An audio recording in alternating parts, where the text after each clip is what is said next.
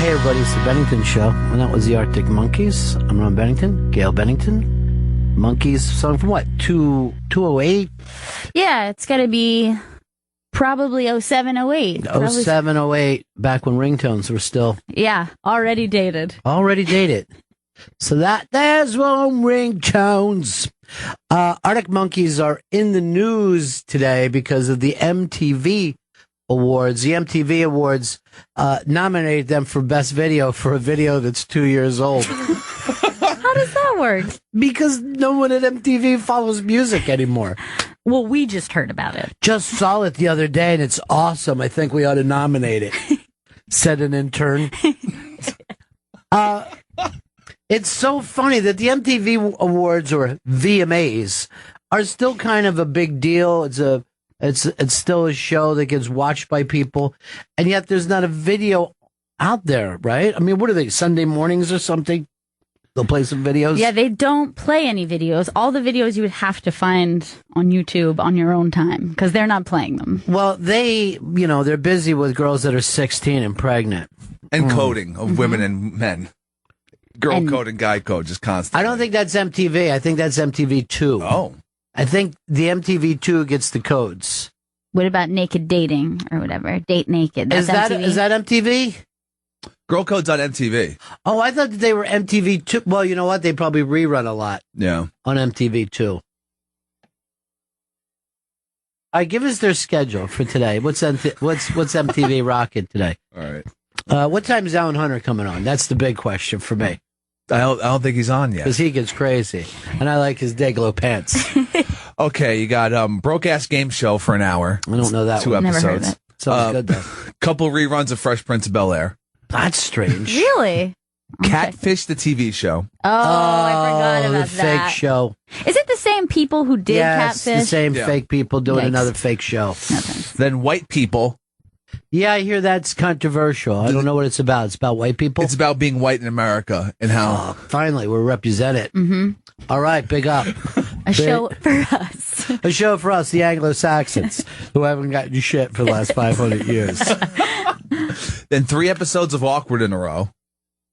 And I'm not sure what Awkward is. I believe it's an original series. Okay, I like it. Mm-hmm. I believe it's scripted. And then 5 episodes of Catfish, the TV show. Oh, Got a Catfish block.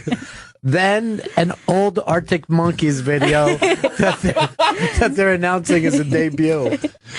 Then a rerun of the earlier days White People episode. And then 6 more episodes of Catfish. Jesus. These shows, like if you turn on E, it's all Kardashians. And like, I guess they run a new Kardashian, but then you can see them at all different weights. You know, you're just like, wow, she was thin then. And then if you turn on the Spike TV, they're just fucking yelling at people who own bars. Yeah. They just yell. I mean, I'm not kidding. You take a show like that where you think probably a throwaway show, and it's on 20 hours a day. Every Sunday, that's all Spike airs. It's just old episodes of Bar Rescue. And John Taffer owns that station. John Taffer and the Dude Awards. That's all Spike is. John Taffer's keeping the lights on over there. Now, we're getting to the point now where you can almost see any TV show that's ever been done somewhere. You know what I mean? That's the great thing. Like, I'm up into the 1400s where I'll catch these really old 1960s and 1970s TV shows. And that's why I was trying to point out to you guys, when people bitch about True Detective, television has always just been so bad. Dramatic TV is just the worst thing that's ever happened.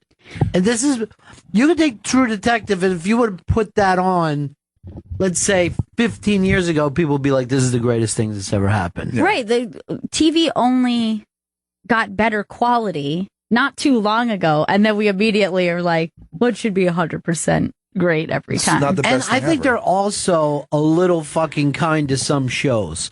Like Homeland, really? Seriously. I mean, I watch it, but it's as fucking nutty as anything that's ever been on TV. Yeah, I was like really intensely into Homeland, like first season. And I think it was second or third season. I was like, I can't go on. I've lost it. Yeah, because they were selling themselves like this is ripped from the headlines. And no, it's still fucking bizarre. It's still crazy. I watched an episode of St. Elsewhere once, and wasn't that supposed to be the best drama ever? It was supposed to be the most wonderful thing that's ever happened to the planet Earth. This isn't that good. Why do people like this so much? It wasn't. It would just drag and drag. Yeah, what am I watching? I don't care about any of these people. Well, those hospital shows were great because you would have the thing of like a baby's, has blood on his brain and we don't know where it's coming from and they're freaking out. But then the background people would be like, where are we getting pizza tonight? You forgot to call me. There's always these things, I guess, to lighten the mood. Yeah. And it just looks like there's fucking insane people not paying attention to the big problem. What about the babies that are dying in there? I don't care. Let's just not eat tonight. Did she call me back? I'm waiting for her call. What should I do? Anyone got a breath mint? I have to go talk to some parents now. That was Howie Mandel's show. He was always kind of like the fun guy in the background. And even ER. Like, I remember watching that like when it was first. ER. I was like, wow, this show's the best. I will never watch another ER ever again. And well, they don't make them. No, but even in reruns, what's the point? But seriously, so glad you took that stance. You name a famous show, and I dare you to go back. Like, go back and watch Hawaii Five-0 or Bonanza. Right. You know what I mean? Like these shows that ran for like 15 years because they were so great, and the chances are they fucking blow. And you can see what's happening, like, from a mile away. Like, always, that's what I remember most about those shows, is you pretty much have the episode figured out in 5 minutes. Any criminal who felt cocky, no, you're in trouble, dude. You're not going to get away with this. This is not going to work out for you. But there were shows like McMillan and Wife that were supposed to be a good thing. Or who was the guy in the trench coat? That would walk around. I got a problem here. Yeah. What's his name? Columbo? Yeah, he had a cock guy. Yeah. He just did the. You don't want that. Seriously, that's like border. The word isn't racism, but it's some kind of bully. Oh, you mean the guy with the fucked up eye? That freak show. It was a pretty good eye impression. The last time I did Anthony's show, he was bringing up because he loved it when he was younger and went back and watched it. And the clues would just be nothing. He said there wasn't a single clue that would hold up in a court of law. He's putting people away for life. Yeah. Like, we never saw Columbo where someone come back and said, hey, they let that guy go. You did some shoddy fucking police work. You didn't have a warrant, Columbo. You taped him without his knowledge. But I always like the overly childish clues. Like, I found a feather, and he always has a feather in his hat. Right. Or something crazy like that. Yeah, and the thing is, he would just go like this. He would just pick up the feather and feather.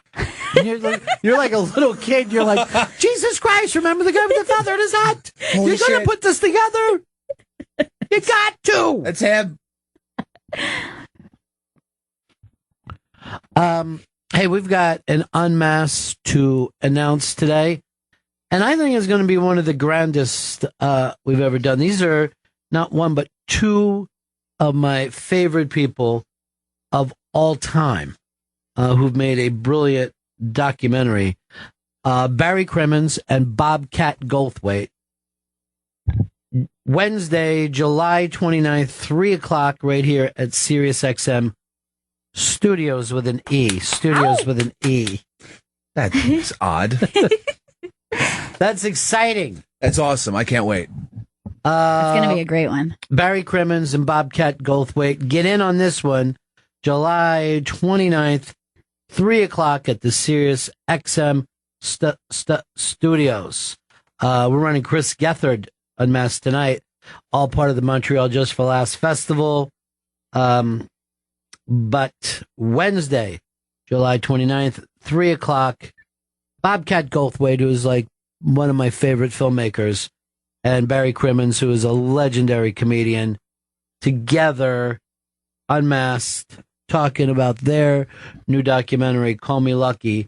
This is going to be fantastic.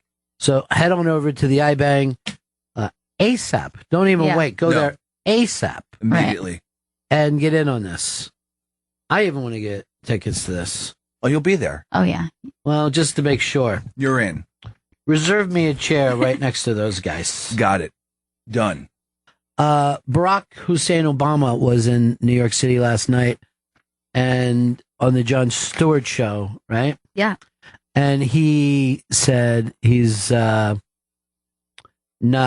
going to let John leave. He's making a presidential declaration, whatever you call that. So while they're yucking it up and having fun, right? I couldn't get back to my fucking house because my street is shut down.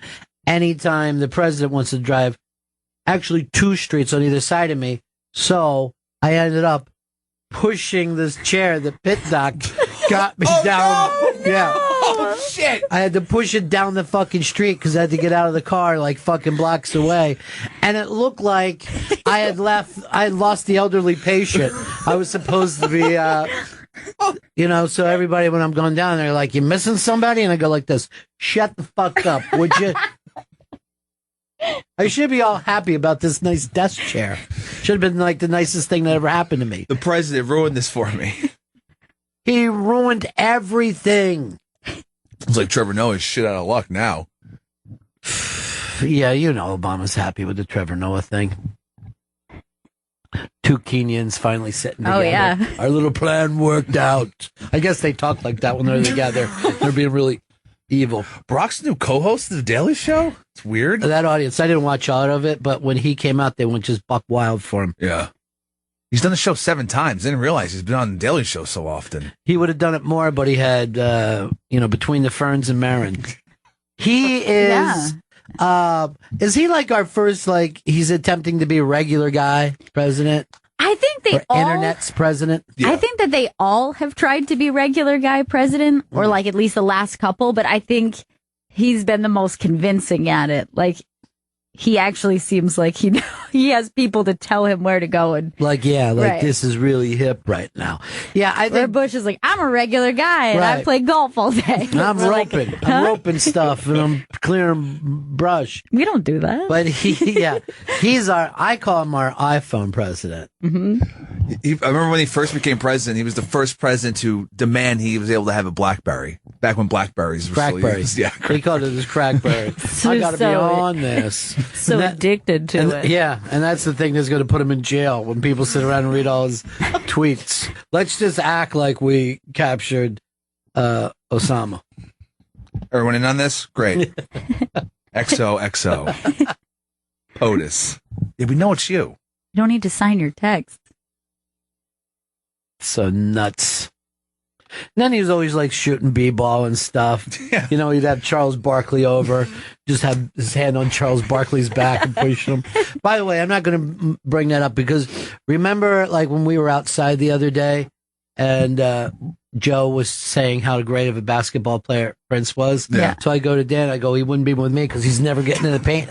I push him like that. Remember how he went flying just from a fucking touch? I'm like, we're in trouble. Someone attacks the studio. You need to plant your feet.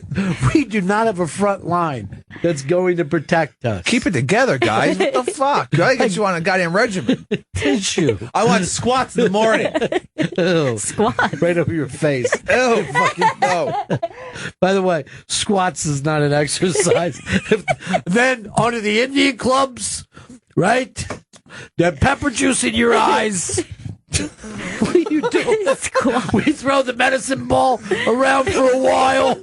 I want giant circular weights. I want them ball shaped. And I want you lifting them every goddamn day. What are those things called? They're not barbells, right? When they're just dumbbells, or no, they just come with the weight is on the end. You don't switch out. Big rounded kettlebells. And then you would always just see them do stuff like sit inside some heat machine with their necks sticking out. Yeah, that's what's going to make them stronger. It's just killing them and pumping them full of old radiation. Get into the sweat machine and sweat out all those poisons. Did they have a name? I'm looking it up to see if there actually was. Is that it? Was that it? Kettlebells? I think it's kettlebells. Yeah. Oh, kettlebells. Joe would know that. That was his nickname. At his Cub Scout master. Always lifting kettlebells. Get in here, kettlebells. That's what Puff Daddy swung at that coach when he talked shit to his kid. He swung yeah, but we're talking about the one that's on a stick. Yeah. It's so fucking great.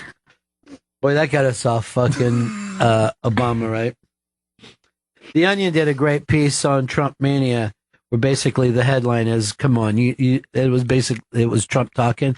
He was like, "Come on, we all want to see how far this goes." It really was fucking hilarious. Like, I sit around nervous every night that he's going to get knocked out somewhere. I'm like, not yet. Not yet. And then people are like, be careful what you wish for, And I'm like, you know what? I want it to happen in this country. I want him to get in. I want to see what the fuck happens. It's what we deserve. Yeah. I want to just see him jerk the fucking wheel real hard. Just Americans screaming as it fucking tumbles. Stop it!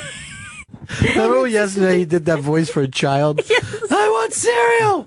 Give it to me! You got one stupid voice to go to. Yep. And you do it for everything. It's a good one, though. I'll give you that. Yeah, we call them squats. Oh, yeah. Squats! That's what they call me. I like old-timey barbells. That's actually what they're called. There's an association of old-time barbells and strongmen. Like, even at the time they were calling them, pick up those old-timey barbells. Dude, sign us up for that right now. If there's an association, I want to get the card, if nothing else. AOBS. That would be the greatest thing, is just like going to gyms. Where do you keep the medicine ball? Just go in wearing those old one-piece swimsuits that the dudes wore. What is this bullshit? You could swap the weights out. You think those guys were in the ocean going like this? This old wool swimsuit is dragging me to the bottom. So itchy. It itches, and I think there's 2 fish and a crab inside of it. Why must it cover the nipples? Chafing. They're disgusting. That's why I have Chris cut the nipples out of every shirt. Let me get some air on them nips. Nice and hard. All right, so that's your blunt. It's your bluntness that isn't funny, and then you laugh. Oh, The part that you're laughing is as the not funny part. just amusing myself. Yeah, the way a fucking torture would. Unmasked with Barry Crimmins and Bobcat Goldthwait. I have a prediction. I think it's going to be the greatest Unmasked we've ever done. I'm going to tell you will not believe this documentary. I can't wait to see it. I've seen the trailer, and it looks really, really good. Oh, it's rough. There's parts of it is extremely tough to watch. Other parts that are hilarious. Other parts where Crimmins is being interviewed where he's definitely sideways back in the day. It's really funny what you could get away with years ago. Like now, you don't ever even see anyone talking drunk under any circumstance. Like Joe Namath was drunk on the sidelines, Right. and then they fucking threw him into rehab. Yeah. He's at a ball game. He's not playing, and he was fired up and hitting on a chick. And instead of everyone laughing like we did at every one of my uncles, they're just like, it looks like we got a problem with Joe. We're going to put him away for a while. And, he has to fucking put out something about how he's getting the help that he needs. He's just a drunk guy. And there's a PR team around him, like, freaking out because, oh, my God, he appeared on television buzz. It doesn't matter whether they're Puerto Ricans or not. The point of the matter is everyone's doing this. In the old days, he would have just sweated it out. But it's rare to see those kind of, somebody does an interview drunk or. Danny DeVito did one on the View. So, it's early for Danny. It's 11 a.m. Yeah. And he shows up and he's just fucking shot in the ass, right? And he's sitting there and his hair's sticking straight up. And he's just fucking mumbling and stumbling and name dropping and, acting like somehow he's political. And it was just fucking hysterical. And, that's back when Rosie did the show, and she was laughing because she's a Mick from Long Island, so she's grown up with this. But, obviously after that, people are like, does Danny DeVito have a problem? You're like, yeah, getting up at 11. That's his biggest problem. He's Danny DeVito. He's used to partying and having a good time. If someone has a problem, they have a problem, and then you got to work on it. But just being fired up, right? You know what I mean? Just being lit, is that such a big deal? It's a problem in the moment. We sell alcohol in this country. People are going to drink. They don't drink it because it tastes good. Right.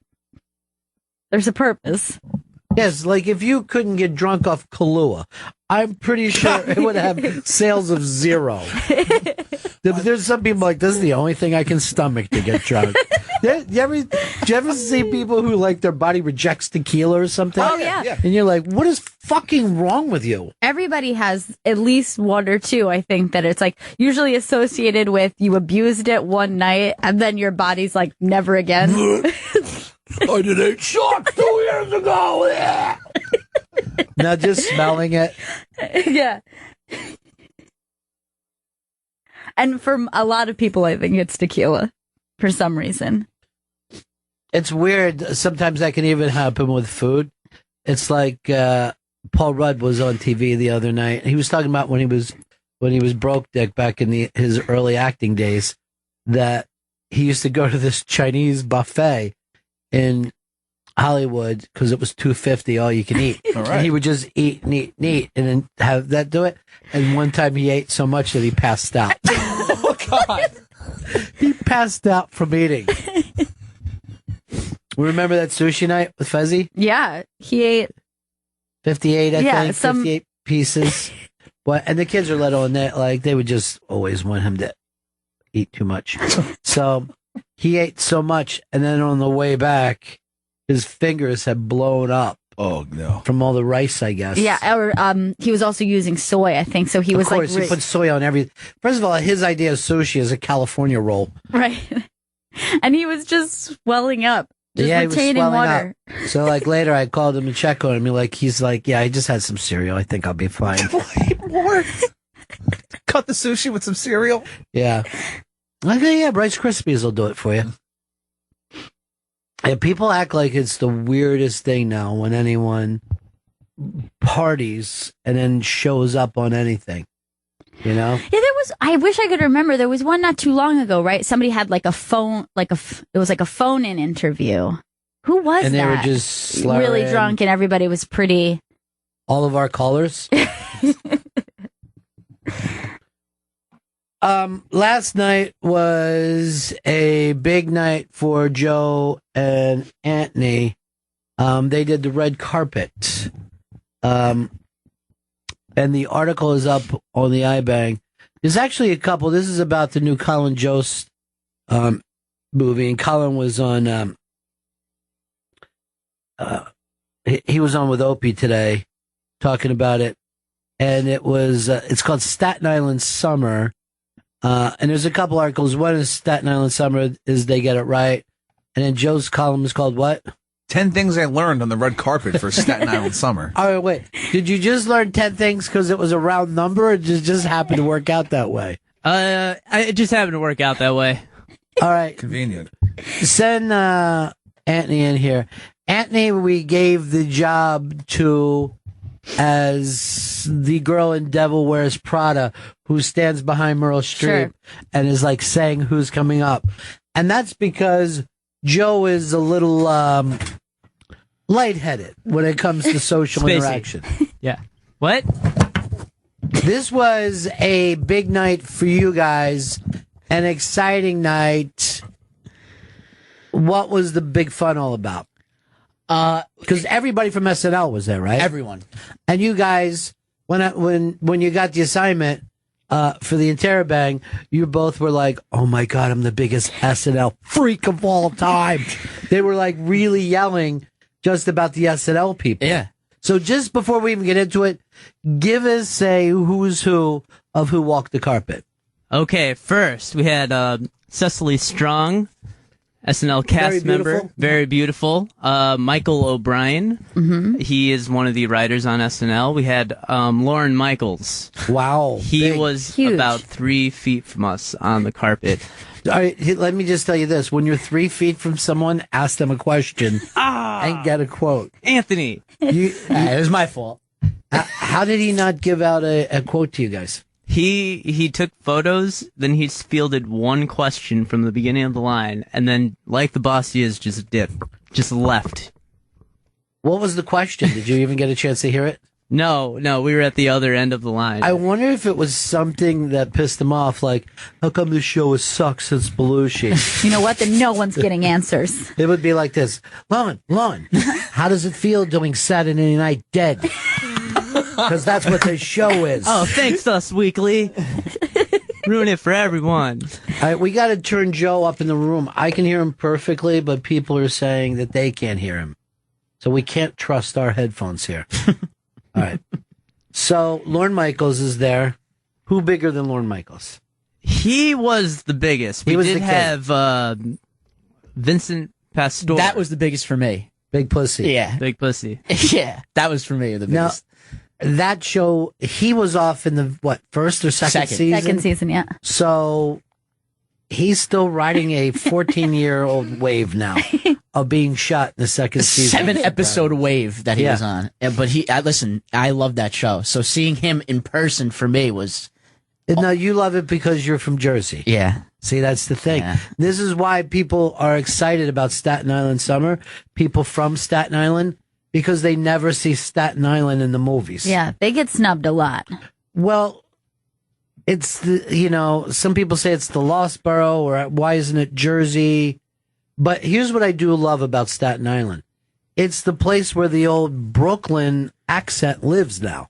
Yeah. Like when you go there, you feel like you're in Brooklyn in the 70s. Yeah, that's right. They are maintaining that actual New Yorker. And they're the only Italians that truly stick together like the old days. Like Italians feel like they've become white people and they've just moved off into the suburbs.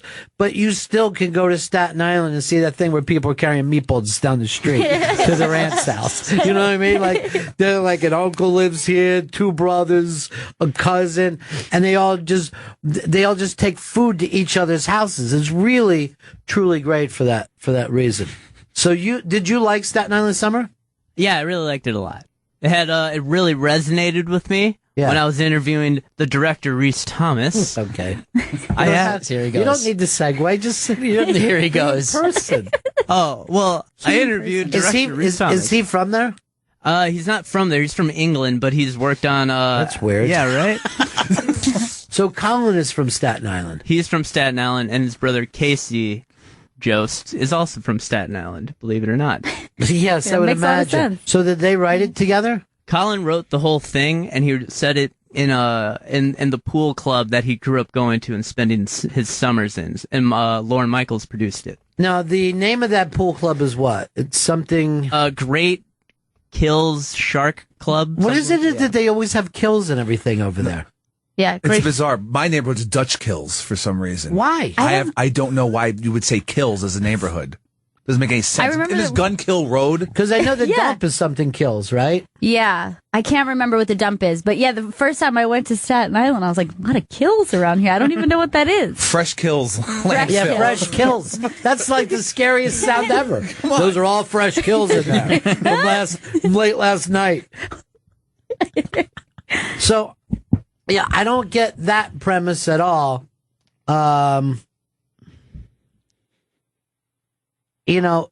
Here's the things, Joe. Yeah. You know that you were only going to have a couple moments. Yeah, people, right? yep. Mm-hmm. Do you think a good question would be, what's your favorite color when you're on the red carpet? Is that the type of thing that keeps you from being invited back? Yeah, well, I was trying to hit the hard-hitting questions. They were asking them about the movie. I was like, all right, I'm going to throw them a nice curve or a change-up. A softball, then hit them with a heavy-hitter question. That's all he kept saying was, all right, here comes the hard-hitting questions. What's your favorite color? He said that to them? Joe, what are you doing? They were really hot twins. Yeah, he was really, like, this was the I know one he that was there looking were forward cards to. made up for you. Yeah. I used some of them, yes. But it was Katie and Kylie Cockrell. They played the twins in the movie, and they were really nice. And I asked them about the movie and their experience. Well, there's a companion piece to this about Laura Brooks, who grew up in Staten Island. And I was laughing when I saw this. She said her dad would always take them out to see any movie that had anything to do with Staten Island. So it was that Rodney Dangerfield movie where he was the baby photographer that took place in Staten Island, and then a couple of scenes in Working Girl, and then like Staten Island was in that movie. Like, hey, are any of us ever going to get off Staten Island? Like they just sit and they look at Manhattan, as if they're looking at the moon, like it's something you can see, but could never get to. Here's Paul. Paul's in Staten Island, and we'll get to the bottom of this. But, as much as I was like, would make fun of it, I dove all over that Delco that we had the other day. I'm just like, I love this. I love it. It's so great. People are talking normal. Paul in Staten Island. What's up, guys? Hey, man. I actually used to hang out with Colin in the Great Kill Swim Club as a child. What is it about the Great Kills Swim Club? It was just fun. Like, we would go there instead of camp. So you would all the kids would just hang out there. And was it an Olympic-sized pool? Yeah, it's actually big. There's like a deep end, and like a rite of passage would be working up to the high board and diving off that. And we would just hang out. His mother was my pediatrician. So, good kid? Yeah, nice kid. Always, here's the thing about him. He is definitely one of those kids who's, he's too attractive to be funny. You know what I mean? Like, you can't have both. It's a waste of a leading man's looks for him to go out and be funny. Did Colin come by? He did come by, but we ran out of time right before we could ask him a question. How could you run out of time? His publicist was coming by saying, "Hey, you're holding up the movie. We have to go right now." Us Weekly stifling us yet again. All right, so you're standing next to Us Weekly? Yeah, and Split Cider. Now that's exciting. Wow. Now, did the people at Us Weekly look over and go, "Why is this weird kid with us?" Yes, they did. To answer that question. And I said, "Hey guys, I'm just happy to be here." Who? Oh, Us Weekly, I've read that. That kind of thing. So you were just like the rookie. Yeah, I was like the rookie, but kind of like the Andrew Wiggins. Yeah, it was like the first day of training camp. Yeah. For Joe. He was very excited. He was very excited. He told you wanted to ask Colin Jost. So I ran into him. Listen to this. This is the best. This is what he was actually going to ask Colin Jost. There were questions written out. Good. Yeah, I was going to say, hey, you remember a few weeks ago I saw you sat across from me on the subway train, the F line. Hey, you were doing Sudoku. I wasn't going to distract you, especially when I'm doing my 9s and 7s. I just wanted to hand you this note. This is what I wrote on a note that I was going to hand to you on the subway. Do you remember me? Did that really happen? Yeah, that actually happened, yeah. So you're going to bring up to him, does he like being stalked? I got pretty much. Yeah, not those words. A little bit more adorable. What did you get a chance to ask Big Pussy? I was interviewing someone else, and by the time that he was done, I could not ask him a question. I did get audio from his interview, though, as well, but I was interviewing... So you put your mic out while somebody else was You asking bootlegged the red carpet interview, is what you said. Pretty much, yeah. Smart. I was like busy that. with Mr. Bobby Moynihan at that time. Nice. I heard some of the audio that was sent to me. Nice. And that you said to some people, "Thank you for asking my questions." What? No. Yes, I heard it myself. Dyslexic. You were saying to the no, I think he was saying it to the other journalists. Talking shit. Yeah, like, oh, hey, what's your name? Did you like the movie? Those kind of questions. But then for the more hard-hitting stuff, that's where no one can beat me, I guess. And no. No one should try to beat you. So you saw our buddy Bobby Moynihan. Yeah, I saw Bobby Moynihan. I talked to Casey Jost. That was another great one. Another great one. Because my old roommate knew him from Staten Island. She's from Staten Island. So I said, hey, do you know my old roommate? And he goes, yeah. Tell her I said hi. And I'm like, I'm in right now. And then I just went blank and kind of... kept asking about the roommate. Yeah. Perfect. I hope this all came off endearing. Yeah, she's about 5'10" now, actually. Casey? Yeah, it was pretty good. You should have been escorted away. By the way, just to show you how fucking just jumble-headed he is. I asked him about Moynihan, and he goes into this Casey Joseph's roommate thing. This is the entire hour and a half or whatever that he spent there. I like it because it matches up with Earl's yellow pictures. Earl was golden. Earl, yeah. He's got one lens, sepia. Earl looks so old-timey. Earl was bragging that because he didn't use a tripod or have big equipment, that he was able to move around a lot better than everyone else. And I'm like, but what was it? Was there a piss storm? What the hell was Look, everyone is yelling. That's how he developed them, instead of water and piss. What is this, the fucking Coldplay album? It was all yellow. Yeah, girl. He fucking sets his camera on mulatto when he takes every picture.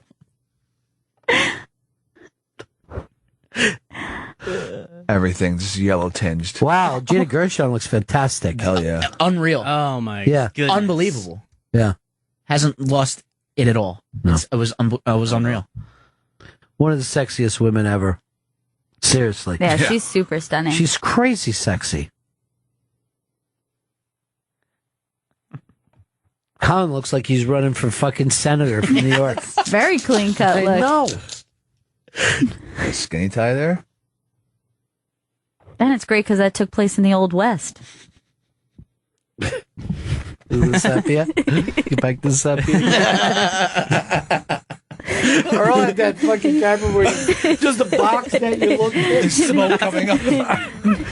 Earl's under a blanket. Changed a lot. Here's Jesse James' body. It was. Every picture looks like Jesse James's body. And then they would take that picture around the country and people pay a penny to see it. Why? How does that even happen? I did get to interview Graham Phillips, star of the movie. Yeah. Great. The moment I said, why do you think you were chosen for this role? It's because you guys' voice sounds the same as him and Colin Jost. He said, I think it's because I went to Princeton and he went to Harvard. And I'm thinking, just like a Princeton guy, I always bring up the fact he went to Princeton. You said that to him? No, I thought it though, really Good. loud. Yeah. Really loud. All right, we're going to tweet out some of Earl's original pictures. Oh, God. Before they worked on them. I think what they. Oh, my God. What is he doing? We're in a digital age. It looks like we've lost oxygen. And she is actually my great great aunt. This makes me think that Lowen is a vampire. This is him from 1810. If I would have known this, I would have put everybody in top hats and long coats. Now, where was the red carpet? Was it on the street? It was in the basement of the theater. Why? It wasn't even outside. No, it wasn't outside, no. Now, were they even walking into the movie, or they just come down to the basement, answer some questions, and leave? Yeah, that's exactly right. They would come down into the basement, field questions, and then they literally waited behind us until the screening started. And then they had to take an elevator back up? Yeah, or some stairs or an When escalator. somebody's telling you, no, he can't answer any more questions, and then they go stand behind you. You're killing time at that point. Because no one wants to say what their favorite color is or where Joe saw them. It's the subway train. That fucking Earl picture. Look at those Earl pictures. Oh, that. Life on planet Rust was not about to get easier. Jorge can give the people the What a strange shot that was Earl at a crane. Look at how much he's looking down. He's a little. I Is he understand jumping? it's a child, but still. That was Joe's best interview. What, with the little boy? Yeah. What did he say? He didn't know how to interview the little kid, so he was just trying to. Why would you say little kid? Well, 'cause he's a little kid. No, he didn't know how to interview, period. And then you move on from there. But like he was like, so what do you do in the off season? Like he was like a bullpen pitcher. Oh, God. And the kid's like, what do you mean? He goes, what do you mean? I heard that you were talking fucking fishing with him, too. And Yeah. you brought up some kind of Minnesota lake bass. Yeah, a crappie. And he goes, I was like, that fish? He goes, yeah, of course. I'm like, shoes aren't nicer than mine. That's what he said too, because this kid's shoes are nicer than mine.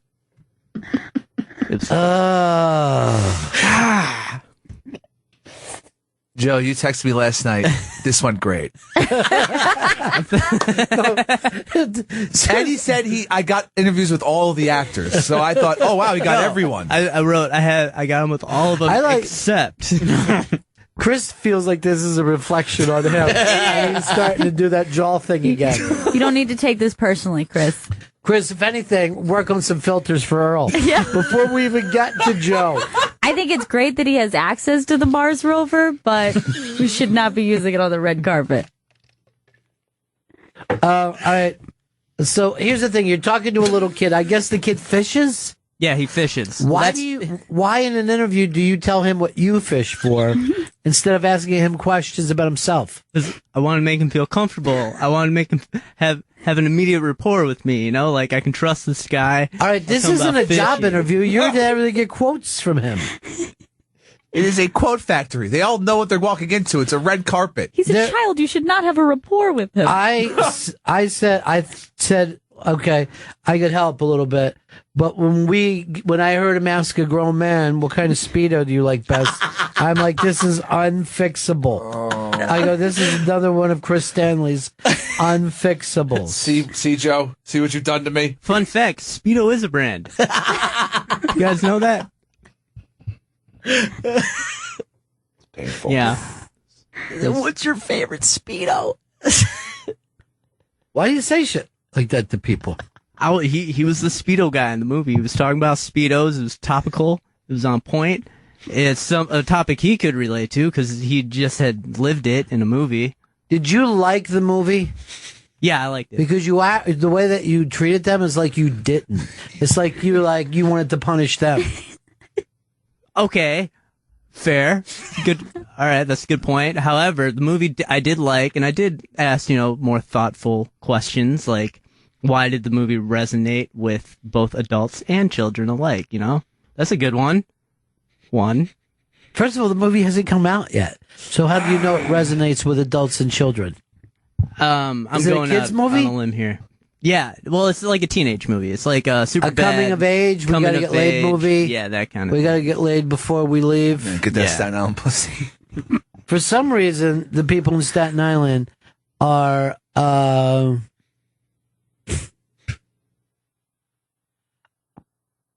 being told that they don't matter and that they're just Jersey Shore. I didn't know they had such a chip on their shoulder. You spent a lot of time in Staten Island. Yeah, I mean, I do know that they feel disconnected from New York City, but it makes sense that they do. They are on an island, but the way they talk about it is bizarre. Like, one of the first times I went there, I was talking with a friend's mother, and she was saying, "Oh, what is it like to live in the city?" And I was like, "This city? Yeah, good. I like it." She's like, "Yeah, we try to get to the city once a year to see the tree. We love to see the tree, but I don't know if we're going to make it this year. I don't know if we're going to make it." Like, to your own city? If they go to a Yankees game, they got to get a hotel room. That's how fucking far away they are. When you got to take a boat and a train to get somewhere, that's a fucking adventure. That's not anything else. And it's like $15 to leave the place. So, you mean in a car? Yeah, in a car. The Yeah, ferry's free, but yeah, that Verrazano Bridge ain't cheap. Yeah, but it's a much better way to get to Brooklyn. Yeah. Is there a ferry that goes straight to Brooklyn? I don't like Staten Island. Oh, yeah. I don't think so. They no. ought to set up a Zito ferry for them when they just a Ziti ferry to get their fucking food back and forth. Yeah, they still take the Italian thing very fucking seriously there. Oh, yeah. I remember your friend saying to you about Florida, he says, you have a lot of problems with Guidos down there. You have, first of all, that's the funniest part, you have problems with them. And this is an Italian kid saying it. Except for he liked punk rock. So I guess he didn't fit in with the exactly. fucking fist swingers. Tracksuit wearing. Yeah. Pumpers. They're just like the dude bros of... What are they called? Pumpers? Fist pumpers. Yeah. We don't pump our gas, we pump our fists. Would you consider yourself a Guido? No. I like classic rock. So that keeps you out completely. I think so, yeah. As long as you don't go with the dance music and the Axe body spray, you don't fit in. If you're not into club. Yeah, like I don't use like product in my hair or any of that. I don't tan. I can tan naturally. I don't need to go to a bed. When they get that really crispy, like, first of all, you're incredibly tan right now. You just tan from going outside. Yeah, I haven't even been in the sun as much. Somebody told me they didn't even recognize you yesterday. They said I did not recognize Anthony because he's so dark. Oh, I thought you were pool holes. I'm Stop. Easily could get confused with Albert Pools. Of course, in Earl's picture, everyone looks nice in high yellow. Every picture. Beautiful. Those guys got to be saying, what the fuck? Who is this guy? All right, here's some of the stuff that were written to us about Earl's pictures. Earl got cheese doodles on the lens. Are they at a charity for hepatitis? Oh, God. Earl filters all his pics with Kelvin. Ha, count on Earl not to know what white balancing is. It's a very important step. Earl's pics look like piss Christ. Does Earl have a urine setting on his phone? It's not even his phone. He fucking has a camera that he carries everywhere. And just gives everyone jaundice. I loved Earl's earlier work, the opening of Cheers.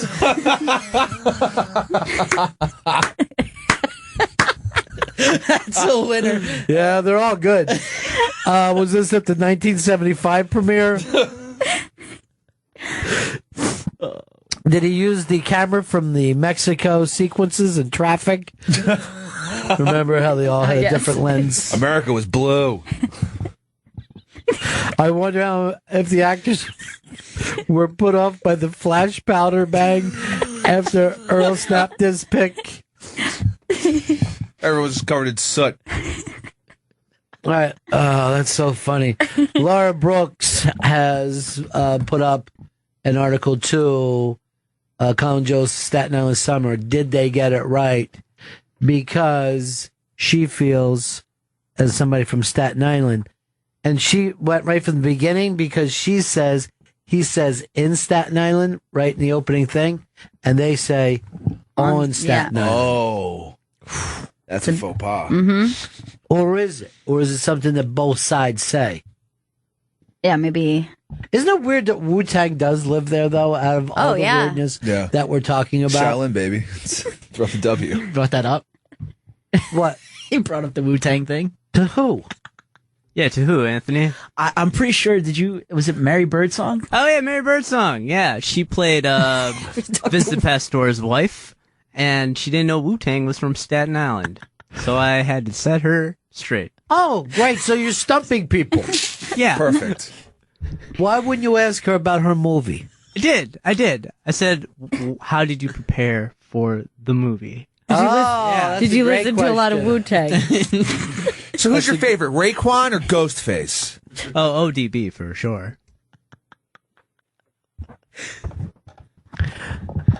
He's answering it like you're asking him the question. I know, yeah. Rather than doing a fucking impression of his fucking crazy ass. Batshit nuts. This is the fucking ravings of a madman that they just wander onto a red carpet.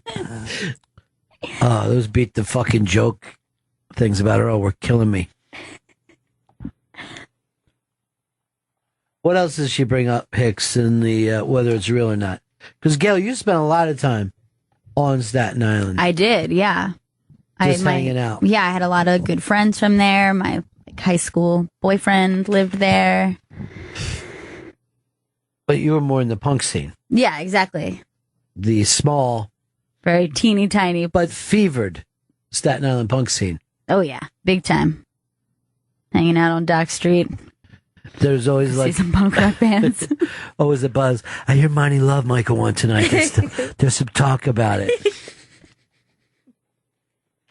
I don't know. Gravy seems like he's fighting with Monty, so I don't know what's going to happen. Just really sensing some tension there. Trouble in paradise. The sad thing about it, those guys were fucking great. The best. Here's Jeff in Jersey. Jeff. Ronnie, how you doing, buddy? Good. Yeah, Staten Island's just a stepping stone.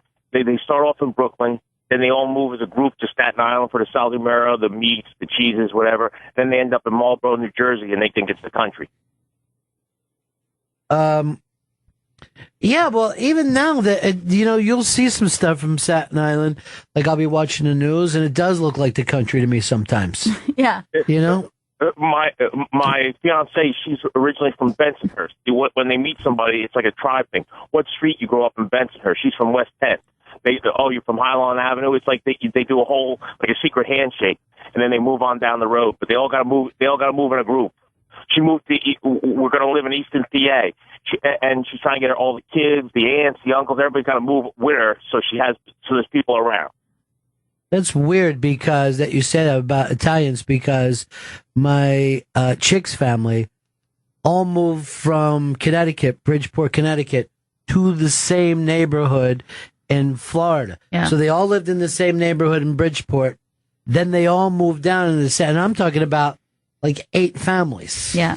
They moved they lived a couple blocks from each other in Bridgeport. Then they lived, and then they're around, you can't get any good bread. It's crazy. You're like, you live in Florida now. You lived where you got the bread you like. Everything's just nuts down here. At that point, it's a migration. It's not a move. This is the weirdest thing. Then they would spend their vacations in Bridgeport.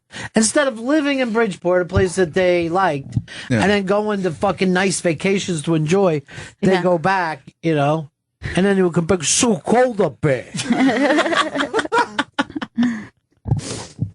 Yeah, there was so many families that moved. And you'd be like, isn't the whole point of moving is to not be together anymore, to get away from your surroundings? Here's Steve, Illinois. Steve. Hey, I remember seeing pictures in Time magazine back in the 70s of the garbage dumps and landfills on Staten Island, and they made it seem like the whole entire island was just a garbage dump. There's some giant dumps there. Fresh Kills is it's one of huge. the biggest. Yeah. And that's another reason why they take a lot of shit from people, Garbage Island was called frequently. Yeah. In high school. Someone was from Staten Island. No, you live on Garbage Island. Good for you. Did that start shit? Yeah, they didn't like it. The weird thing is Staten Island was like farmland not that long ago. Right. Like there were farms on Staten Island, like in the 60s and 70s. Yeah. I only Picture of Fresh Kills. well, that's that famous thing at the beginning of that Woody Allen movie, Stardust Memories. That's where he is. In Staten Island, which is supposed to represent hell. You know what I mean? Like literally when you die, you would go to the Staten Island dumps. Now you got to see why mobsters love to fucking dump people there. Oh, yeah. You're never going to find them. Perfectly named. It's just garbage on the horizon. It never ends. Where you put your fresh kills. You know what I mean? Get it? Well, let me see some of these things. They're still coming in about Earl. Did Earl bring a mall photo booth to this? Did Earl take pics at the premiere of Minions? Yeah, okay, I got it. Did Earl shoot this in Predator Vision? Did Earl have a 40 of Old English in front of the Why is it funny when your friend is getting shit? Why is that always the best thing in the world? Nothing could bring more joy. And the thing is, Earl was so excited about doing it. You know, everything about this made him happy. And it blows. It's just terrible. All right, those are up on the iBang if you want to check them out. Here is Sean. Sean, go ahead. Yeah. What's up? Nothing much, man. How you guys doing today? Good. What can we do for you? Hey, I'm a firefighter and a paramedic down in North Carolina. I was up in Staten Island. We stayed over by the Fireboat 2. Yeah. We had a ship up there in 2012 after Superstorm Sandy. I was up there as an urban search and rescue technician, searching houses over off Father Capodanno. After that storm came through and the storm surge came through. Yeah, it was horrible.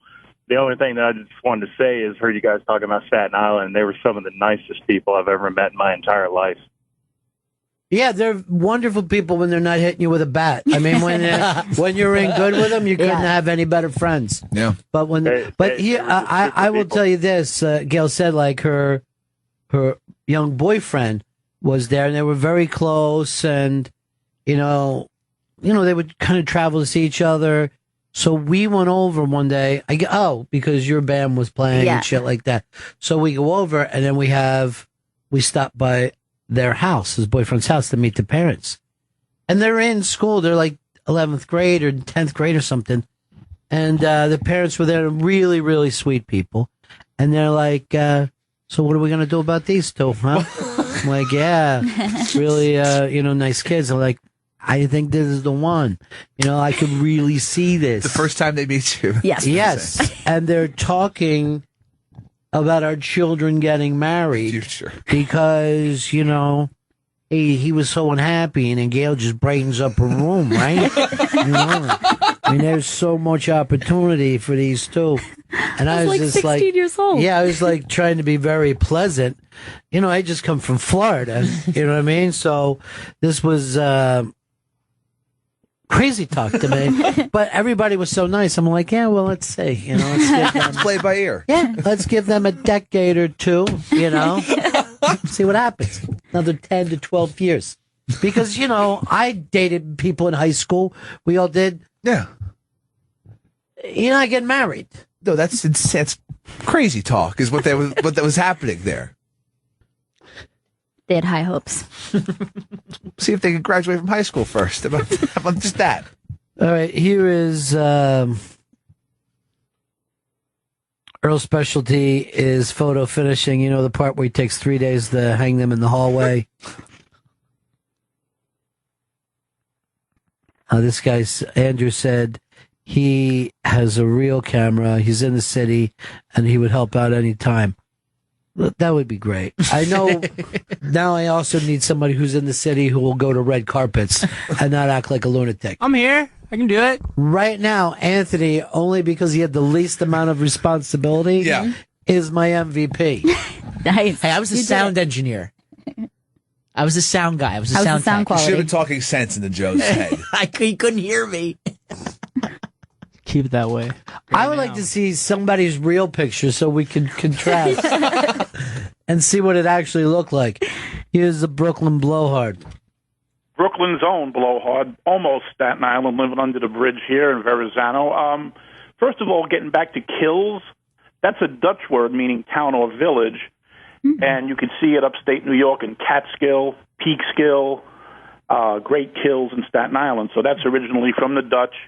And Dutch were here first. Yep, Staten Island is the home of Bobby Darin, David Johansen, Christina Aguilera was born in Staten Island, and I also believe Ricky Schroeder. So you got a good celebrity pool coming out. I thought you were leaving out the one really impressive one, Mr. Steven Seagal, who actually moved back to Staten Island. I didn't realize that. There was a ferry from Brooklyn before they built the bridge. There was a ferry in Bay Ridge. They used to call the 69th Street Pier where I grew up, and it would just cross right over to Staten Island. Then I actually watched them build the bridge, and at one You point... and John Travolta. You're literally doing the Saturday Night Fever. I'm telling you, that bridge was part to of my life. My father would take me down as a kid and watch them build it, and it was a status symbol for people when they got enough money and had kids to go to Staten Island in the early days and buy a house because you had a little more room. And they had these model houses. I mean, now it's like full, but back in the early mid 60s, it was just there wasn't much there, and people would like, we're going to Staten Island. Oh, holy shit! You're kidding me, Chris. All right. Look, this is what it actually looked like there. This is a video. It's up on the iBang, or it's on our Twitter, right? Yeah, at Bennington Show. There it is. Now go down to Earl's picture. It's a different world. This is what Earl's picture was someone has cardiac fucking problems. Not cardiac. What am I thinking of? The thing where it glows over your eyes. Oh, glaucoma? No, cataracts. That's it. Look at the clearness of this. After your cataracts operation, you're like, I can't believe the world. It's beautiful. His feelings going to be so hurt today. Oh, don't. And, you know, we always explored Staten Island as a teenager because we kind of get tired of Brooklyn. And they have a real nice ice skating rink. That's great.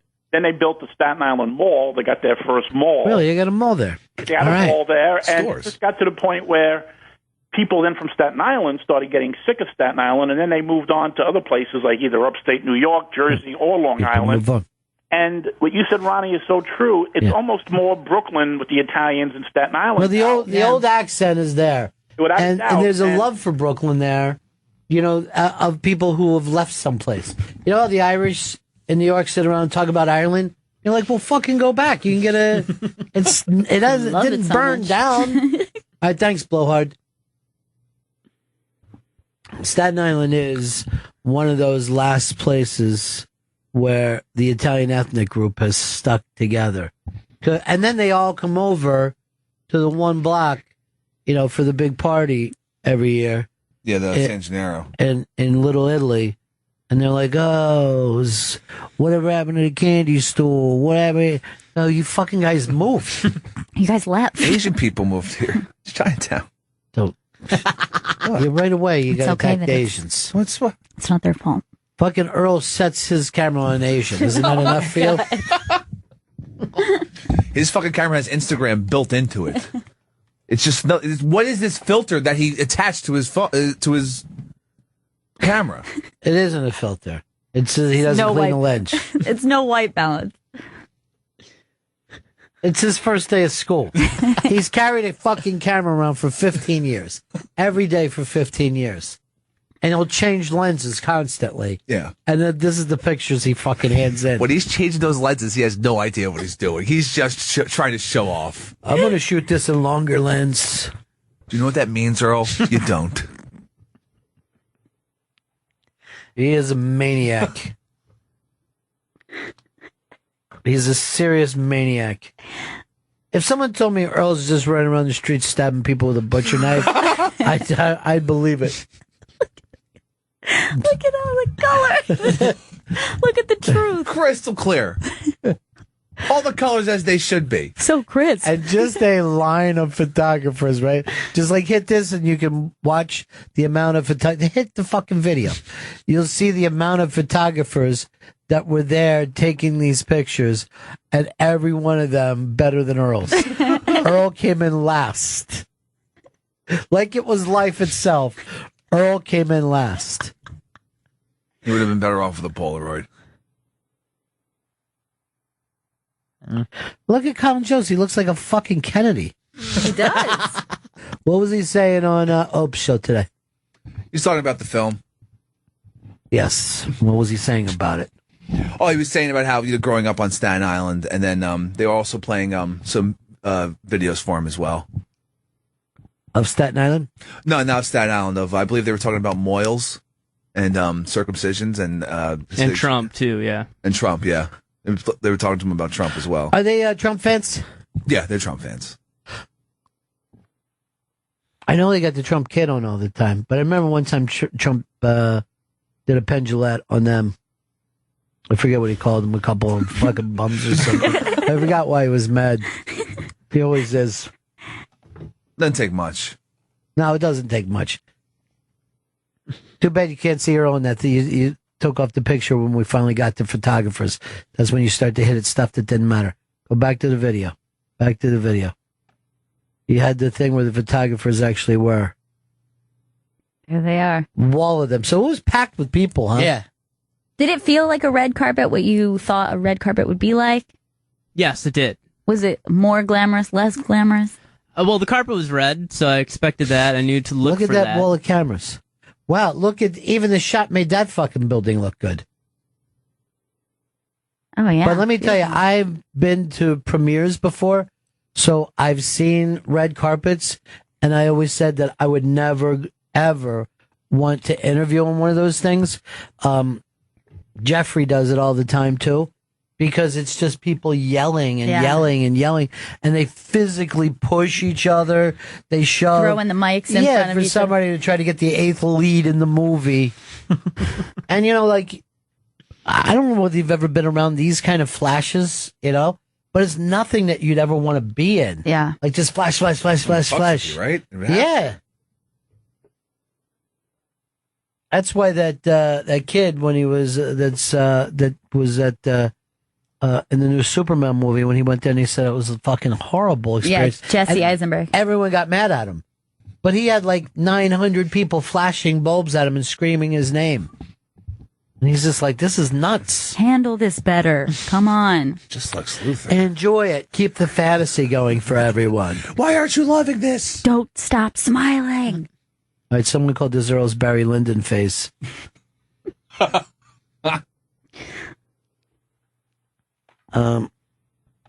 why you got to have a good mic on that red carpet, or you wouldn't hear anything. I mean, like you have Right. basically Good directional mic. Yeah, you got to have a directional mic.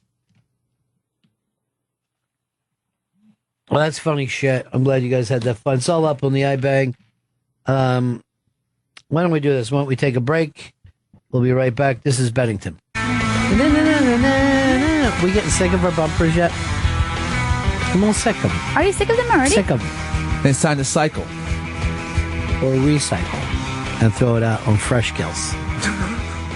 We thought about using that Operation Ivy song as a bumper. We should do that. What are we waiting for? I know. Bank shot. Yeah. Bank shot this shit. Yeah. BSTS. That quick. There's a piece up on the iBank today that makes me incredibly happy. One of the Coreys, I guess he calls himself Living Corey. Mm-hmm. Feldman. Yeah, Corey Feldman. He did a big rock show at the State College of Penn State, their minor league place. The next day, the team had to apologize on Facebook, saying it's not what we thought it was going to be. Apparently, here's Corey set up after the show, and tens of people hung out for it. Yeah. And instead of putting him in the field, they put him over near the hot dog stand behind home plate. And he just is rocking his sound. He has never gotten away from that I slept at Neverland look. You know what I mean? Yeah. He's Right. still dressed like Michael Jackson. And he's just playing a fucking track. You know what I mean? Yeah, exactly. Yeah, it's not, there's. And then singing along to it with a girl with a bra and wings. She's pretty great. But let's just play a little bit of Corey.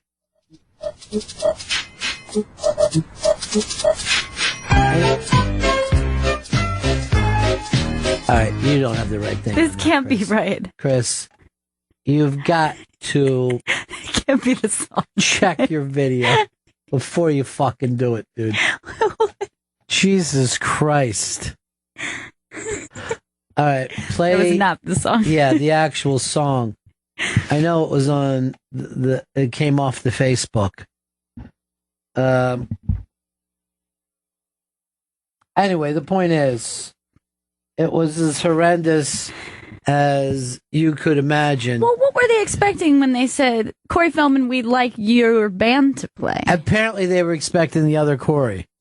Okay, he cannot make it. And they wanted them to still be cute children. All right, go ahead and play that one when you get a chance. But if you guys would just take a second before the show and just test these, Yeah. we wouldn't have this happen on the show. Why don't we blow it off and go to another story? Or we got it? It's up. Got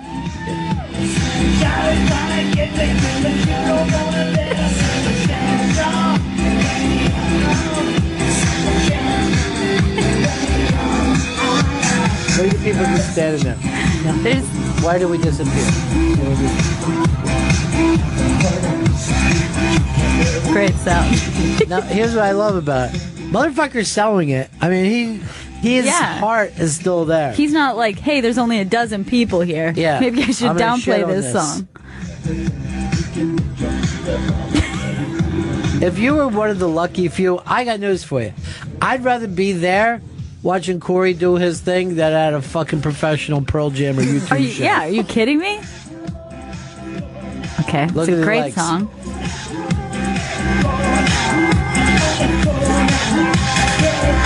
Trying to pump the crowd up. He just threw his hat. Just chuck the hat. Yeah.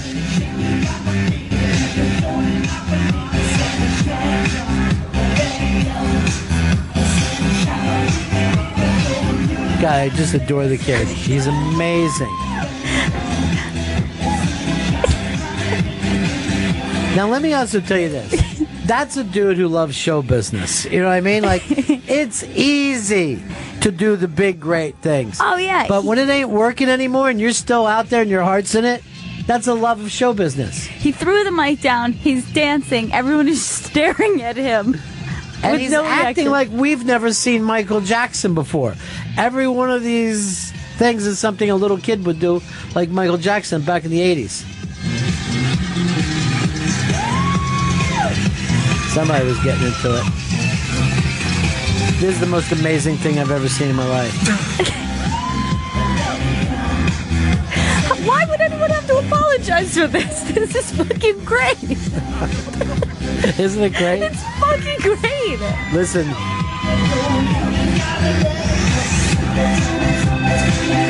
And he's just doing this in front of... He's tripping over wires. It's not a great setup. He's paying zero attention that no one else is digging it. Does not care.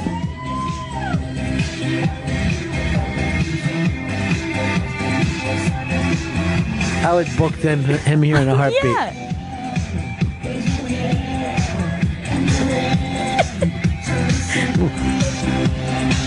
The dancing is just on point. Pelvis is rocking. Yeah. At child eye level. Yeah. Great backup band. Not everyone got a chance to see Michael Jackson, so this is fun for them. This is great. His pants are just sparkling. He claimed that Michael never molested him in those days, but I think we got proof. I think this is the exact proof. The song is pretty catchy. It is. So there's two angels. Yes. A dark-haired angel, I guess, and a blonde. All right, let's hear the patter. Yeah. No apologies needed. No. Thank you, everybody. Thank you, everybody. Thank you, everybody. Thank you, everybody. That was a song from my new album. It's not out yet, but it's called Angelic to the Core, and it's going to be Angelic to the Core. Now, hear what the balls to play some stuff that the audience isn't familiar with. Oh, yeah, you know that doesn't always go well. Yeah. You know what I mean? And I mean, that's his actual catalog. The audience is not familiar with it. Which, again, is amazing. Itchy, gitchy, go, okay. Ladies and gentlemen, we are sorry for what you experienced the other day. Well, let's go look them up. There's something... the State College Spikes, single A affiliate for the Cardinals. I'll see what they had to say about themselves. I mean, first of all, you're a fucking single A, so it's not like you are going to be getting, the biggest stuff. But they put out an apology, and everybody's having fun with it. But I'm agreeing with you, Gail. The guy came and gave his heart. And played some new stuff, debuted some shit. Yeah. Okay, the State College Spikes would like to apologize to our fans for Corey Feldman's appearance last night at Medlar Field at Lambrano Park.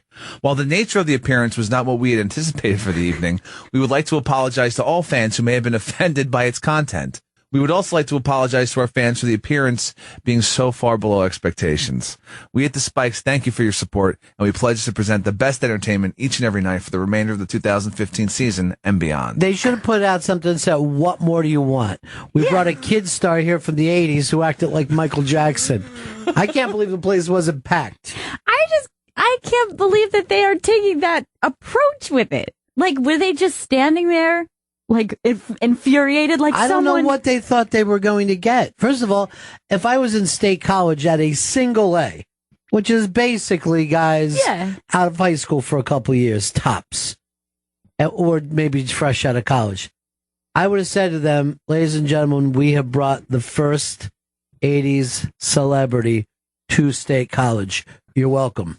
Sorry we lost 11-4 tonight. Yeah, they're acting like they wanted to yank him from the stage, but it was just like, sorry it would happen. There had to be 40 or 50 people there fucking enjoying the shit out of themselves. Loving it. Yeah. And Corey said, if you try to stop us in any way, I'll stake you without even thinking twice about it. You don't want to be able to do a Corey Feldman impression. You were obsessed with that fucking movie. If you even try to vamp out. What was that one called? That was The Lost Boys. His finest work. You know what? Edgar Frog. This is what fucking Corey Feldman should have had. The big muscular sax player next to him. Yes. I still believe. Tim Capello. Just standing up. Holding the fucking note for 5 minutes. Yeah, the place would have been fucking nuts. If I was there, I would have yelled out, have you talked to Star lately? Michael's great. I like Michael. I'm Star. It's actually good, too. All right, I want to hear you do Star one more time, all right? And be totally in character. I'm Star. Michael's great. I like Michael. And what was the little fucking kid that was Laddie?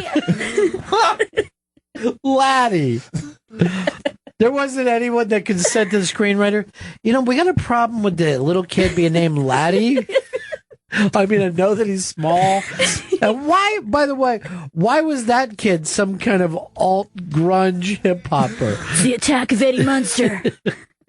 His fucking little hair was just hanging down on his face. He ran with a pretty cool crowd. First of all, he had that like that great jacket with the tassels on it. It was a very stylish little kid. Well, here's the deal.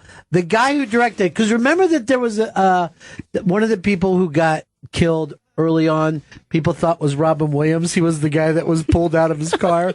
Oh, yeah. He had a Robin Williams like. But the guy who directed this movie put nipples on the bat suit. It's the same dude. And when you went into the other Corey's, Corey Haim's bedroom and that, it was the gayest little boy's bedroom ever. Yeah, he had a sexy poster of Rob Lowe hanging. And he was he had a very gay, like, wardrobe. It was a jizz-covered poster of Rob Lowe. So good. He's just picking up his shirt to show off his stomach. This movie's so good. It's amazing. It's the best. It's fucking amazing. I wish I lived in that town. Santa Carla? Santa Carla. A lot of vampires around here. Notice anything weird about Santa Carla? Here, read this comic book. Just may save your life. I don't like horror comics. And then we moved here. I remember when they ripped off the Jaws angle with the where they just had the back of the thing was so scary, just like welcome to Santa Carla, and then you get behind it and it was just all kinds of etched up, like, and all I thought of was like the Jaws gimmick with that. One thing I hate around here, all goddamn vampires. You knew the entire time, old man. That's my soda. It says old fart on it. Got the TV guide. You don't need a TV. That doesn't even make the slightest sense that you could get the same pleasure from a fucking TV guide. You like eating maggots? What? There's my man. Maggots, Michael. How do they taste? He looks like Triple H. I still believe Triple H the fucking does the it's like a midget but grown up. You know what I mean? Like it's like a midget's body. But I almost said, but an American has. That's not what I'm looking for. That's not. They are Americans, just so you know.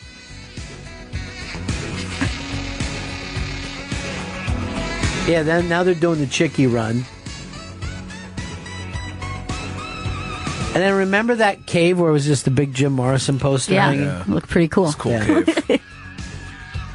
Yeah, there was a big earthquake back in the 60s, and this cave was kept really cool. It's our vampire den.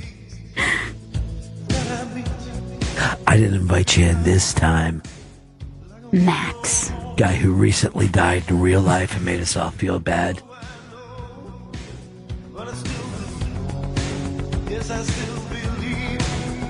Did the two Coreys ever like each other in a movie? It seemed like they were always against each other. Were they in License to Drive together? Weren't they buddies in License to Drive? I'm going to tell you the truth. I didn't watch as much License to Drive as I did this movie. Loved License to You would Drive. think that the Coreys would have been the Frog Brothers. And they could have picked another what little gay happened to kid. the other frog? Yeah. What's he doing now? What's he up to? Alan Frog.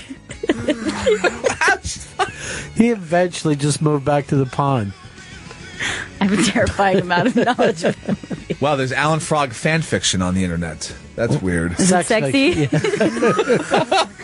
Alan Frog slowly undid her bra. I've never done it with a vampire before. He's in the Lost Boys direct-to-DVD sequel. Sure.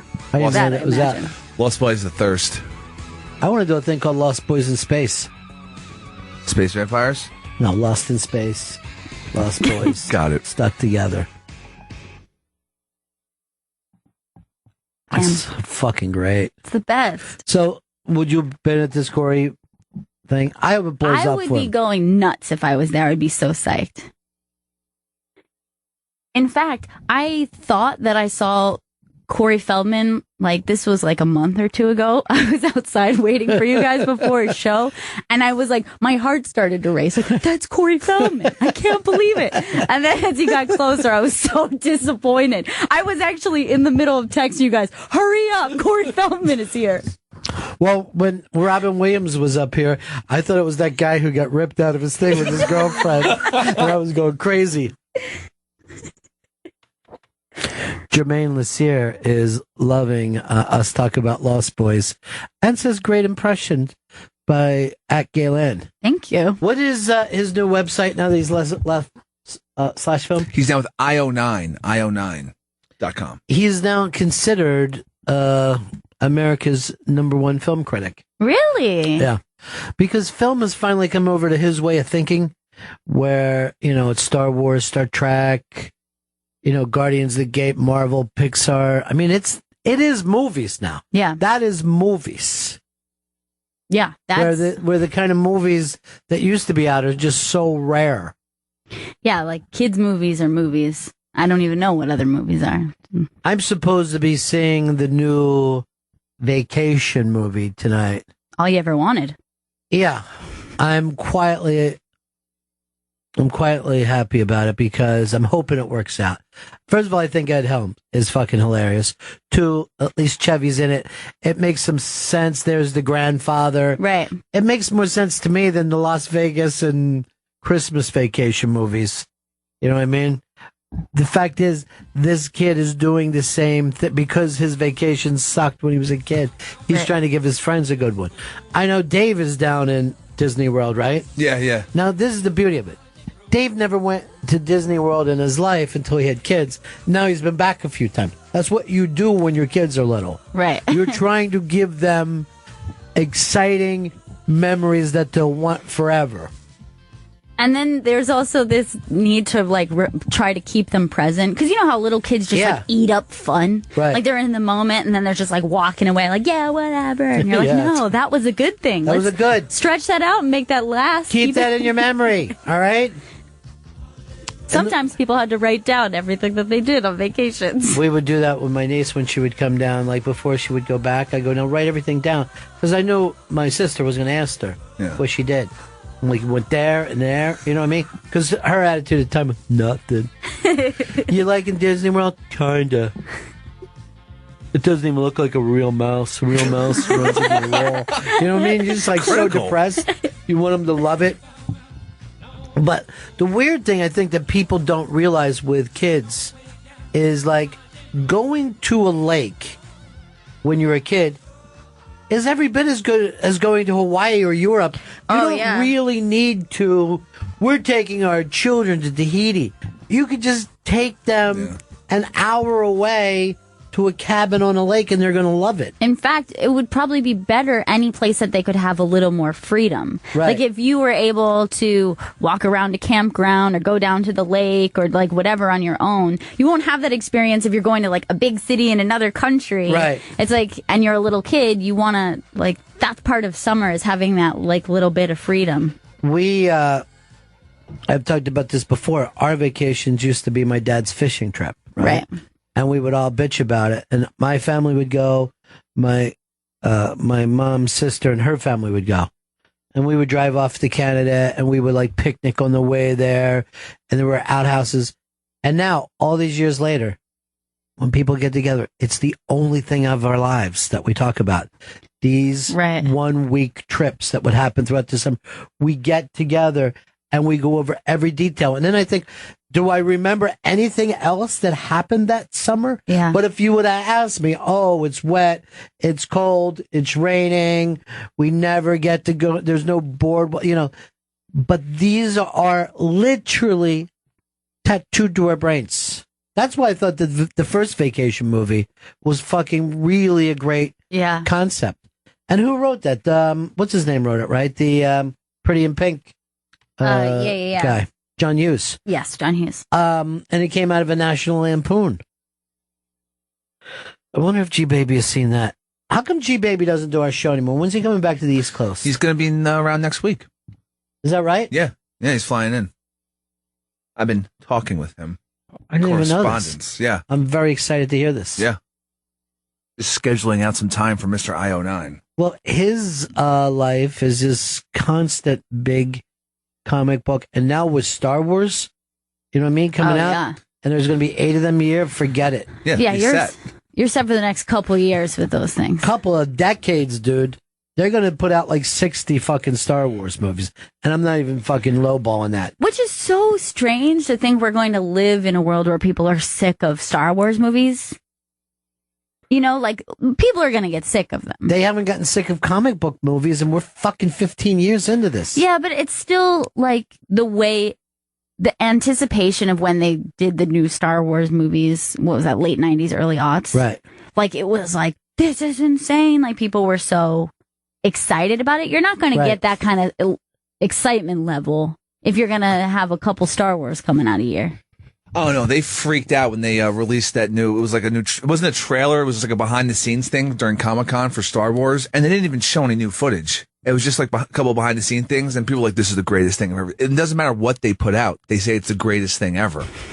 Paul Feig is like, I guess he's brilliant at this. Is like just like every other day he'll just show one thing from Ghostbusters, and it just fucking blows up crazy. Like, here's just the car. Yeah, here's the car. Yeah. And everyone's, I got the exclusive of the car. Next day, here's the uniforms. Here's the characters' names, but he doesn't tell you who's who. Right. People love the anticipation of a big movie as much as they like. Hold on, Gail. You're going to be excited to hear this. This is Todd. He's got an exclusive for us. Go ahead, Todd. Hey, you know the saxophone player guy from Lost Boys? No, we worship him. Yes. What's his name again? Tom. I think his name is Still Believe. What was it, Tom? Dom Capello. Capello. Yeah, Tom Capello. Tom, I Still Believe Capello. How many times do you think Pepper Hicks used to jack off to that scene? I would say fairly common. That's it, Todd? You thought you were going to get us on that? They got me. I masturbated in the studio, actually, right now, as we were playing it. It was inappropriate.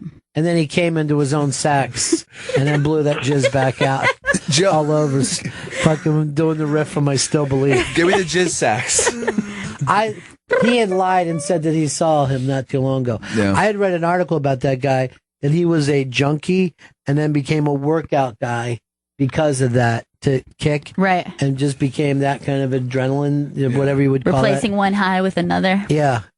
Because they say if you lift long enough, you get a opiate type high. Right. I've never been to that point.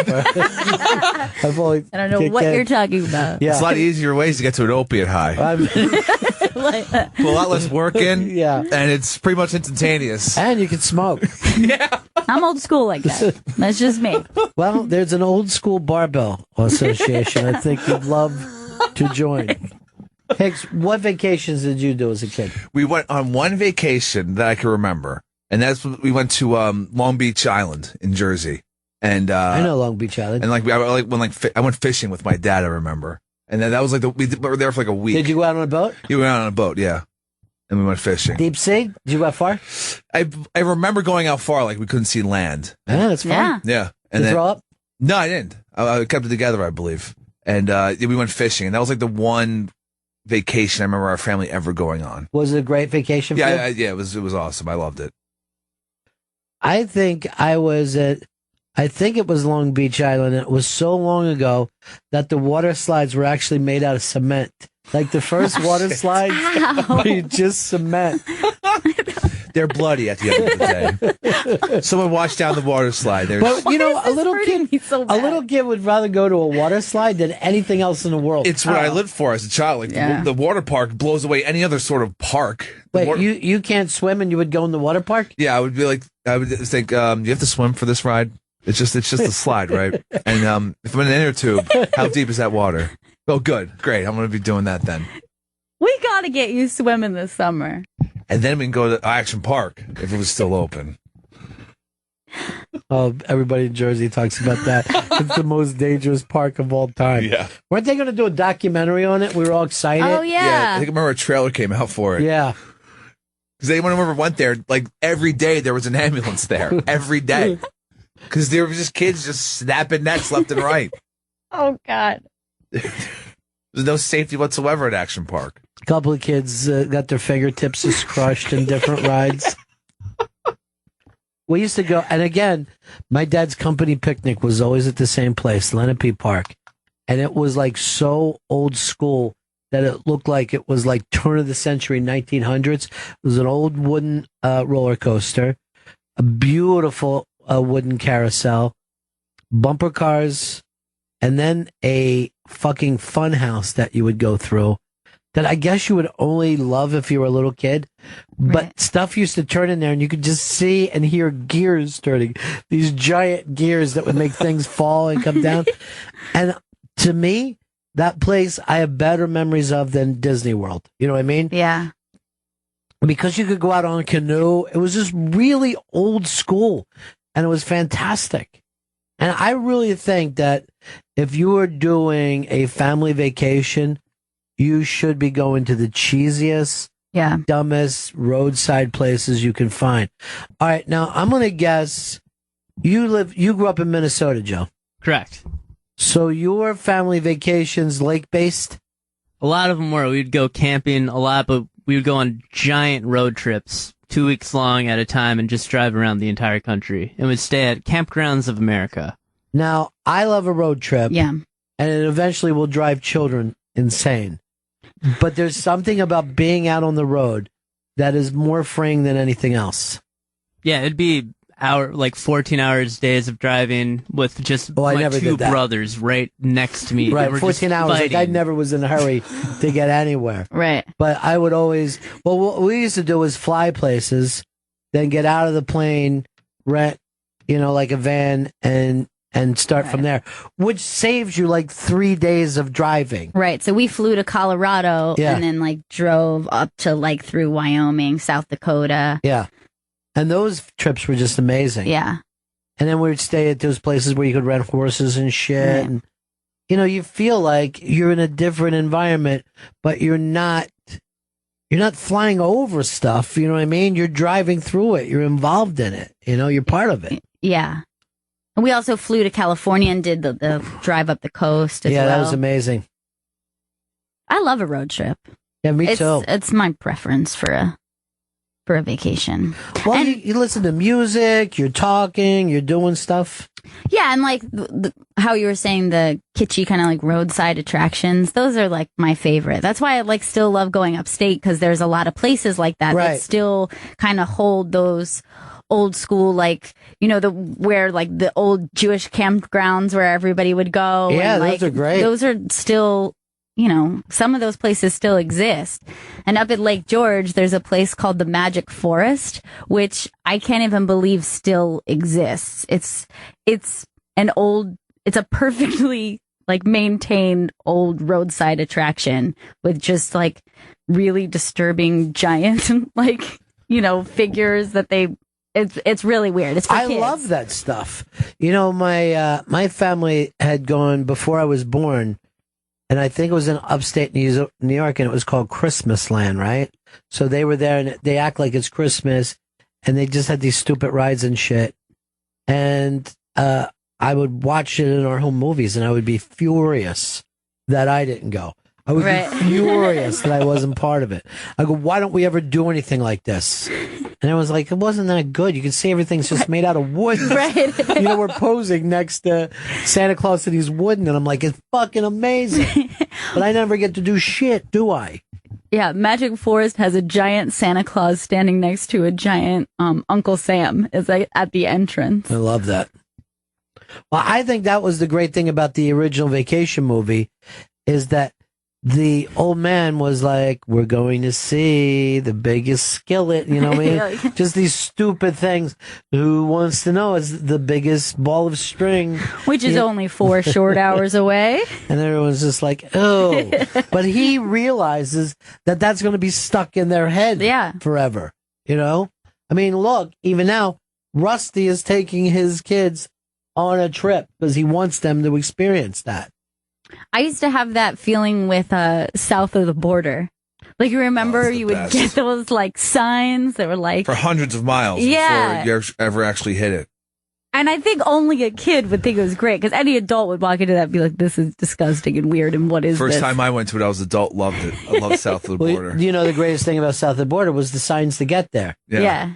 Weird cacti. Yeah. Cartoons. Was it Paco says? I'm sure you're going to put those up. Not Paco, was it Tito? No, it was something that was fucking very, very strange. Says, and there would be these almost like making fun of the Spanish language to get there. Pedro says, yeah. Jason, go ahead. Yes, sir. I just read something recently that Action Park is going to be reopening. Like, they opened up their first attraction with like some 2-mile water slide that hasn't been fully tested or anything. A 2-mile water slide. Who wouldn't want to do that? It was something ridiculous like that. I think I saw it on the Chive or something, but they were showing some stuff about how it's going to be reopening. So there'll be more blood in the water, sounds like. Mike in Canada. It's a 2,000-foot long water slide, not 2 miles. Whatever. It's just like, it's the attitude. Go ahead, Mike. Oh, sorry, man. Yeah, I did kind of the opposite vacation that you took as a kid. We went down from Ontario last week. Me and a buddy and our wives took our bikes down to West PA, kind of a Rust Belt tour, and we started up in Erie on Lake Erie. There was a huge bike rally that we went to for a couple of days, and that was just fucking awesome. And then we just looked at the map and looked at for all the windiest roads we could find down towards like the back towns behind Pittsburgh, sort of like the forgotten towns of the Rust Belt, and went over towards Altoona and then up through the Allegheny Mountains. Man, it was just a fucking killer trip. We found some awesome little hole-in-the-wall biker bars with like really, really cool salt-of-the-earth people, man. I have been on the road a long time, and that's one of the coolest trips I've taken ever, man. Like, the people are just awesome.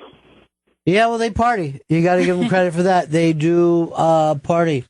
You know, Niagara Falls is the cheesiest place in the world, and that should be treated like the Grand Canyon, but they got to that before it was like made a national park, and it's cheesy as shit. I've never been up there. I've heard things like there's 2 sides, right? And there's just a bunch of casinos up there. Well, there's the casinos on the Canadian side, and the American side is just really fucking weird and old school and dumb. And you're like, man, we could really fix this up and make it nice. Like tear down everything that you have. But it's great. Here is Tom in New York. Hey, Tom. Hey, I just want to call and tell you that Christmas place you're talking about, I think you're talking about Santa's Workshop up near Lake Placid.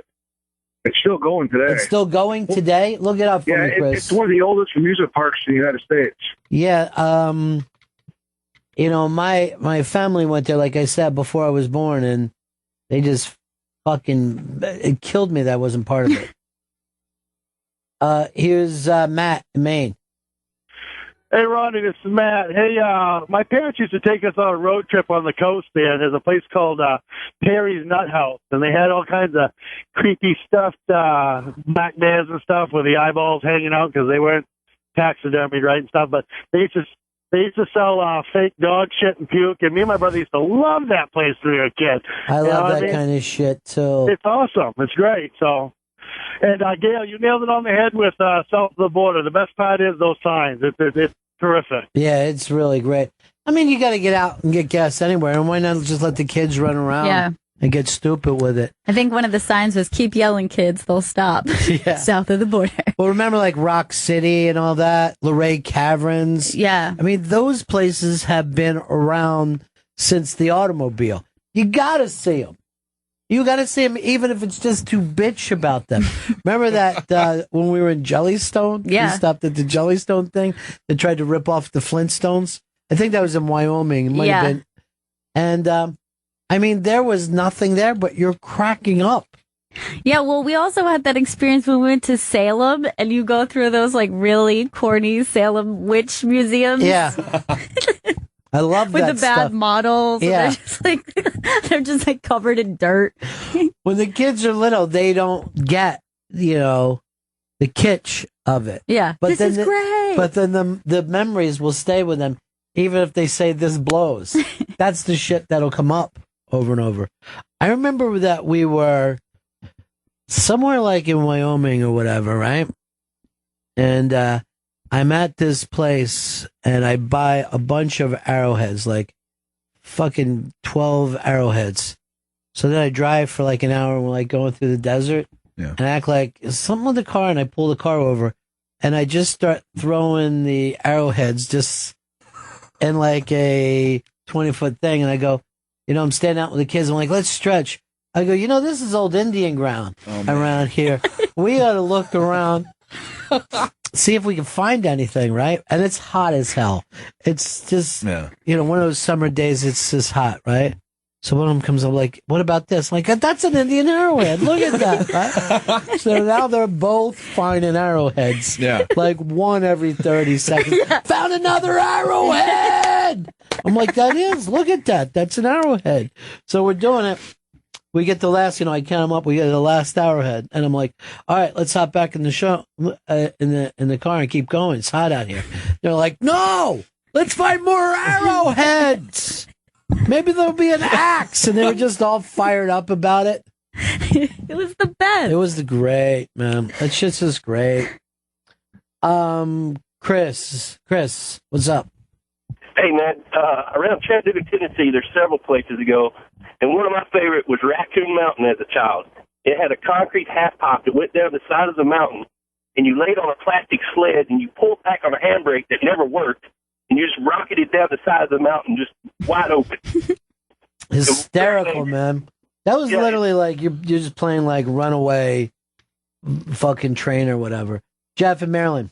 Hey, Ronnie, check it out in Ansted, West Virginia. There's a place called the Mystery Hole. Mystery Hole. Yeah, get Hicks to bring a picture of it up. It's a Quonset hut with a Volkswagen Bug crashed into it. That's pretty cool. I remember one time being on the road with my parents, and we're out like in Wisconsin or something, and we stayed in Quonset huts. And I'm just like, this is great. My mom's like, I'm not going to sleep. Because it just had the look of an axe murderer is going to come in. Here's Chris in Texas. Hey guys, so I'm from upstate New York originally, near Cooperstown. Yeah. And when I was a little kid, I went to North Pole, New York. I think is what you were talking about, Ronnie. And it was just Santa Claus themed attractions, like a Ferris wheel with Santa Claus for no reason. And there was another part that had the Easter Bunny. It was just the most random roadside park. Growing up in Cooperstown, there's a place on the other side of the lake called the Petrified Creatures Museum. And I drive past the sign when I was a kid. My mom would never let me go.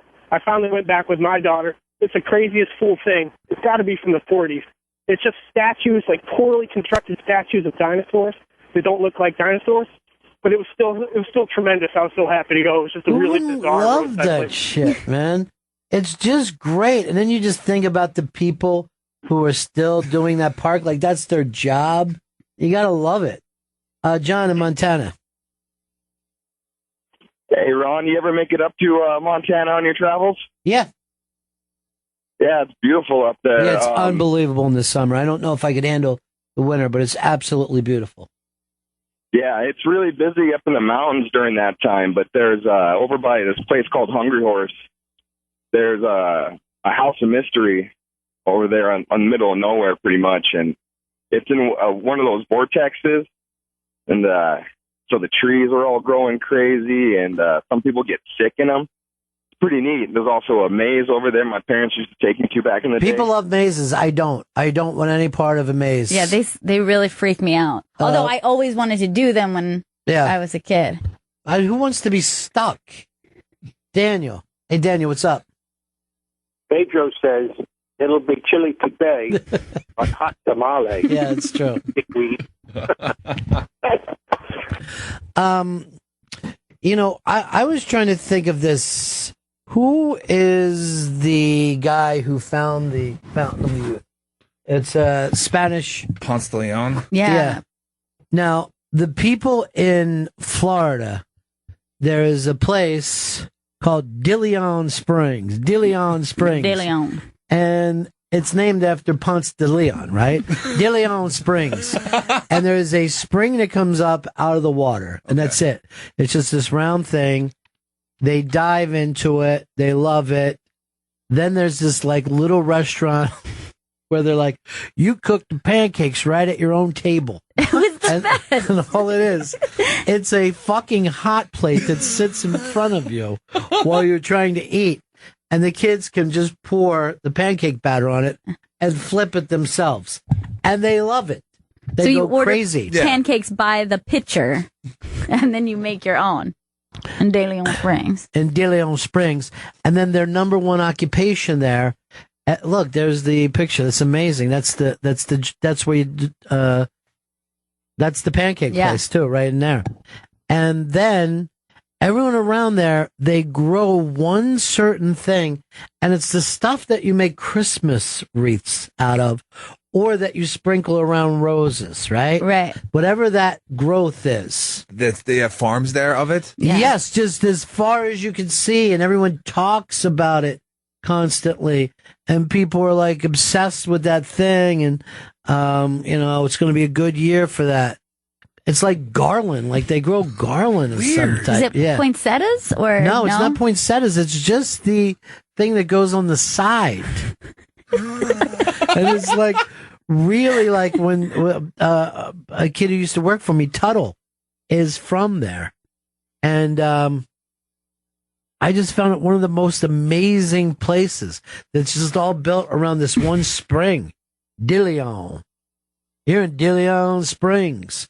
I remember I took a vacation with my aunt and uncle to a place that was called the Grand Canyon of Pennsylvania. What?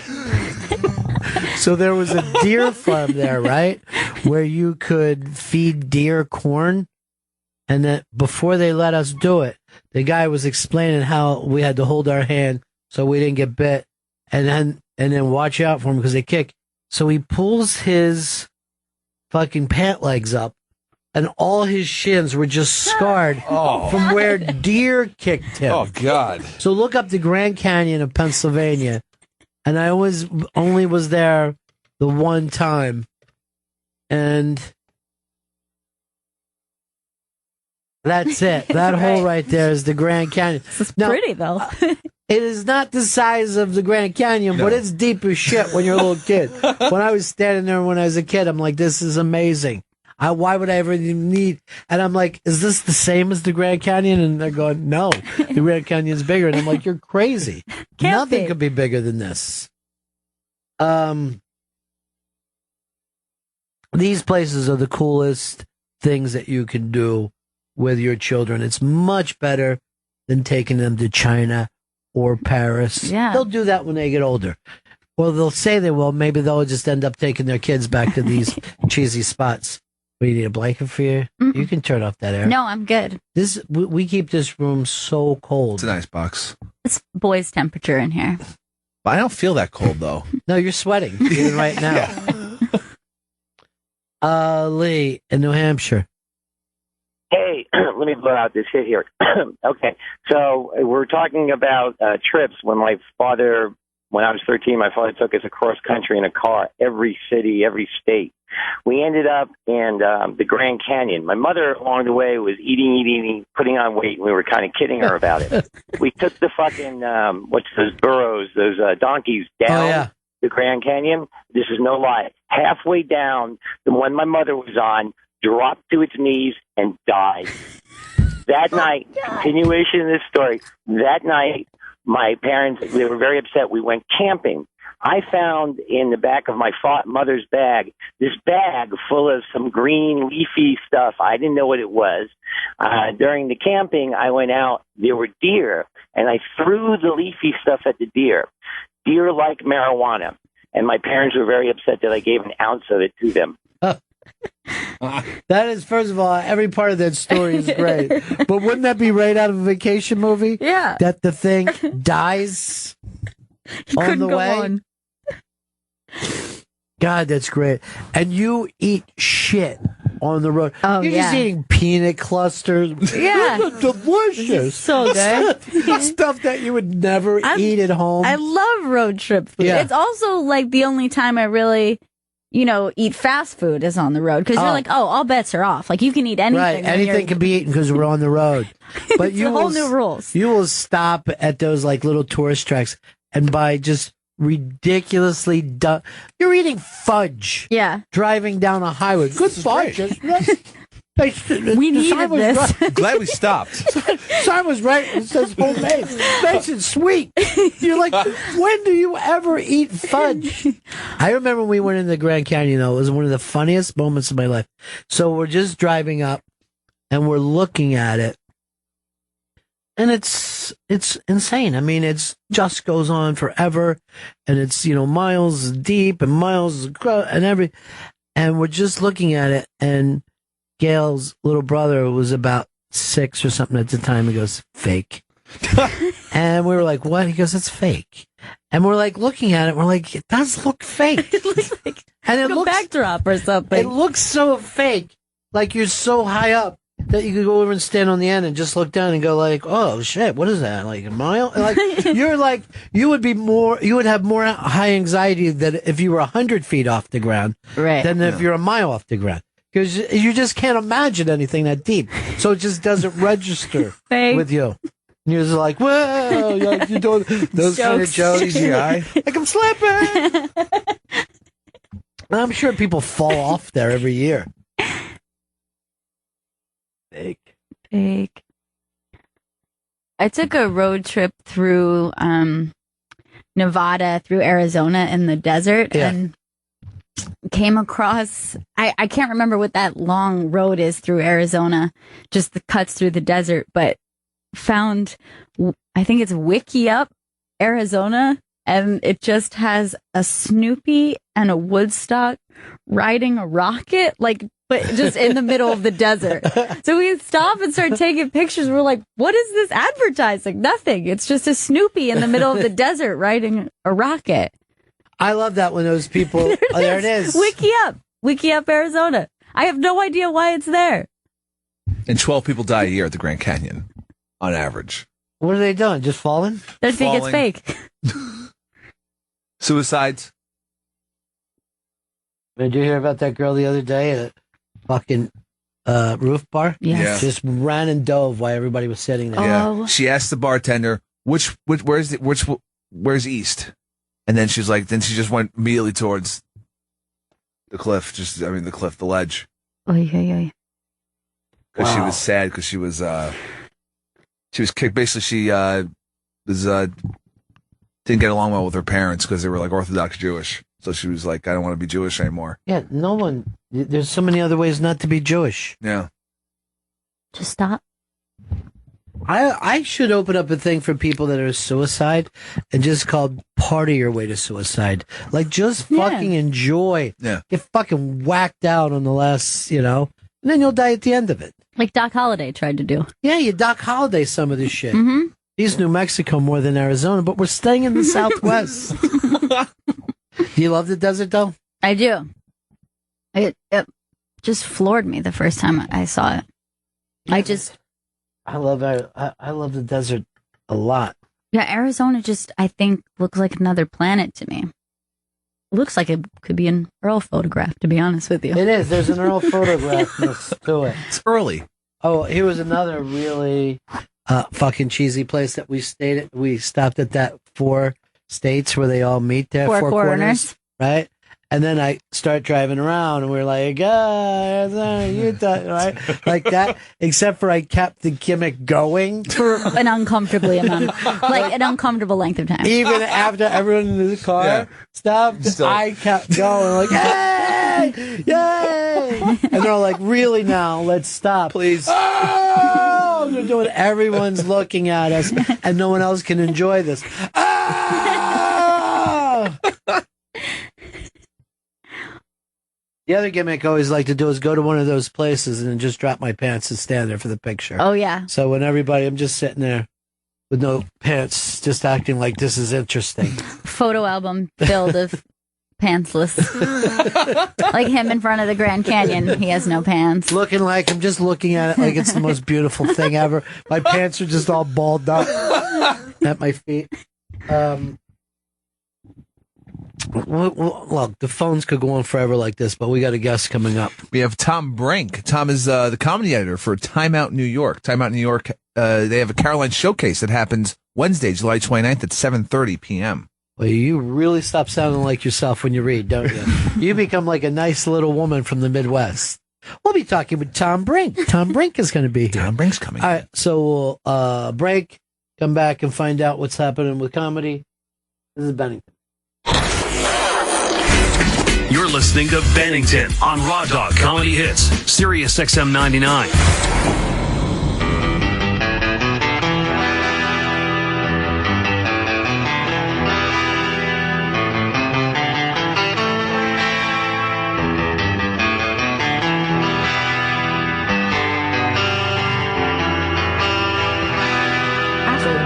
It's the Bennington Show.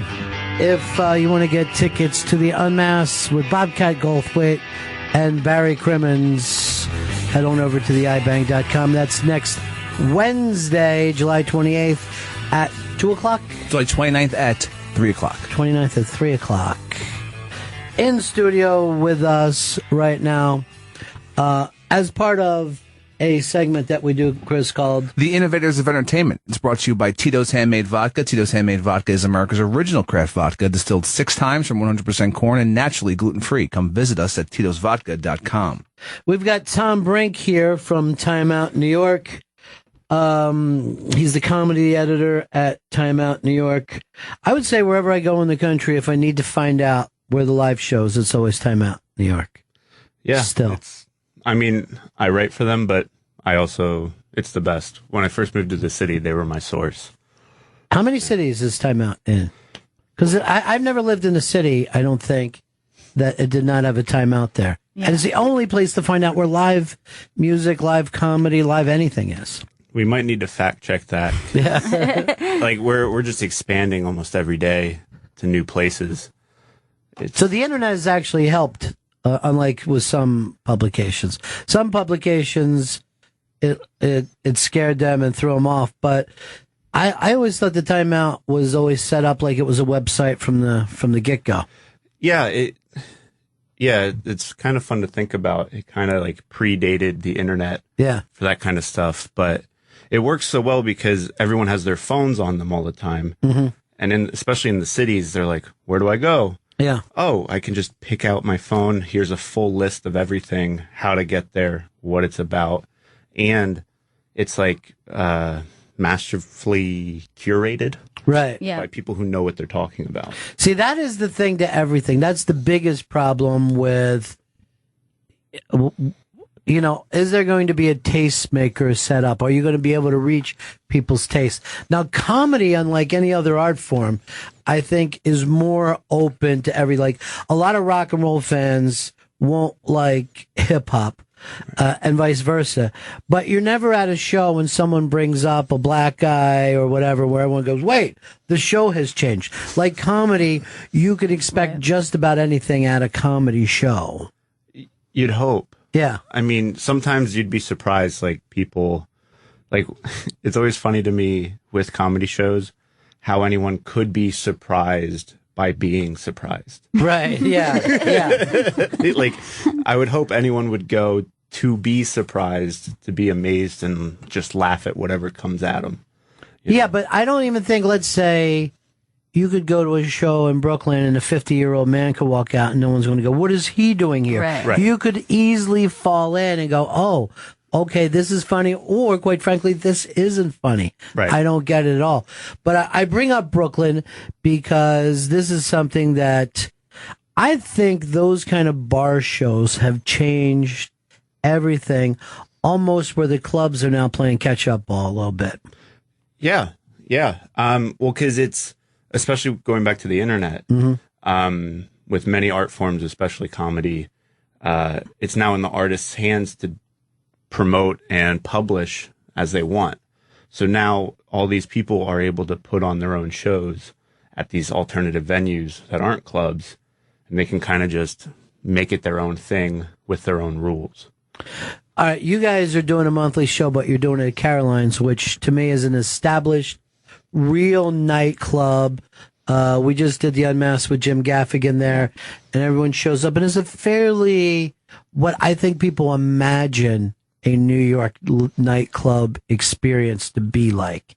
You know what I mean? Yeah. Like it has that feeling that you could picture Ricky Ricardo coming out or something, It's really classic. But that is not the norm anymore. No. Yeah, I would say there's more alternative rooms than there are the classic club rooms. But we kind of figured, why not grab the best of the city? Yeah. And from all corners of the comedy scene and throw them up on a stage that is considered the premiere. So that's what you're looking to do. You're trying to bring everybody together for that. Mm-hmm. Yeah, absolutely. That's the thing too with Time Out is so oftentimes like they're promoting things that you didn't even realize that they did comedy there. No, I never do. Yeah. It's always a shock to me. So, it's great to be able to have a resource to actually be able to find those places. Because there's a lot of times that, like, great stuff happens. And you're like, oh, I would not even have known that. Well, also some of the names that'll walk into those places. Yeah. Oh, yeah. That's what's stunning about it. That you look over and guys that have TV shows are still walking into this show in the back of a funeral parlor. Right. You're like, how the hell could this even happen? How could this go down this way? So who do you think was on the forefront of that? Who was doing it first? I mean, looking just at like comedy history, it's always sort of been done. Like you'll hear stories of like Woody Allen performing in coffee shops. Right. So it's always been there, but it's definitely the biggest it's ever been now. Yeah. Right. But I would say probably a big push for it was the UCB theater. Right. Being underneath the supermarket and all that. And well, they were really just showing how like, yes, we're alternative and yes, we're doing it our own way, but it's good. Yeah. And it works. And that was another place I remember, and it had to be like 10 years ago. But, you walk in there and you're like, this is it? It's underneath the Gristedes? And now the guy that I saw performing is the senator from Minnesota. Franken and Davis were in there, even though the rest of the show were, 19-year-old kids newly doing improv. Then Franklin and Davis walked out for a few minutes, and then Bill Burr came out and did a few minutes, and you're like, I'm in this musty basement, and this is a better show than I would have bought. And I was there to see one of my interns had gotten like a 5-minute walk on, and he asked if I'd come see him perform. And I'm like, yeah, but this is the last favor you get for a year. And then I'm sitting in the show. Franken, you might remember them from the Saturday, like, because I'm like the only one in the audience at the time who was going, holy fuck, Franken and Davis are here. Because everyone else really wasn't even alive when they had started their career. What's the guy who does the cartoon show that does our show, Chris, that comes in? He does Bill's Burgers.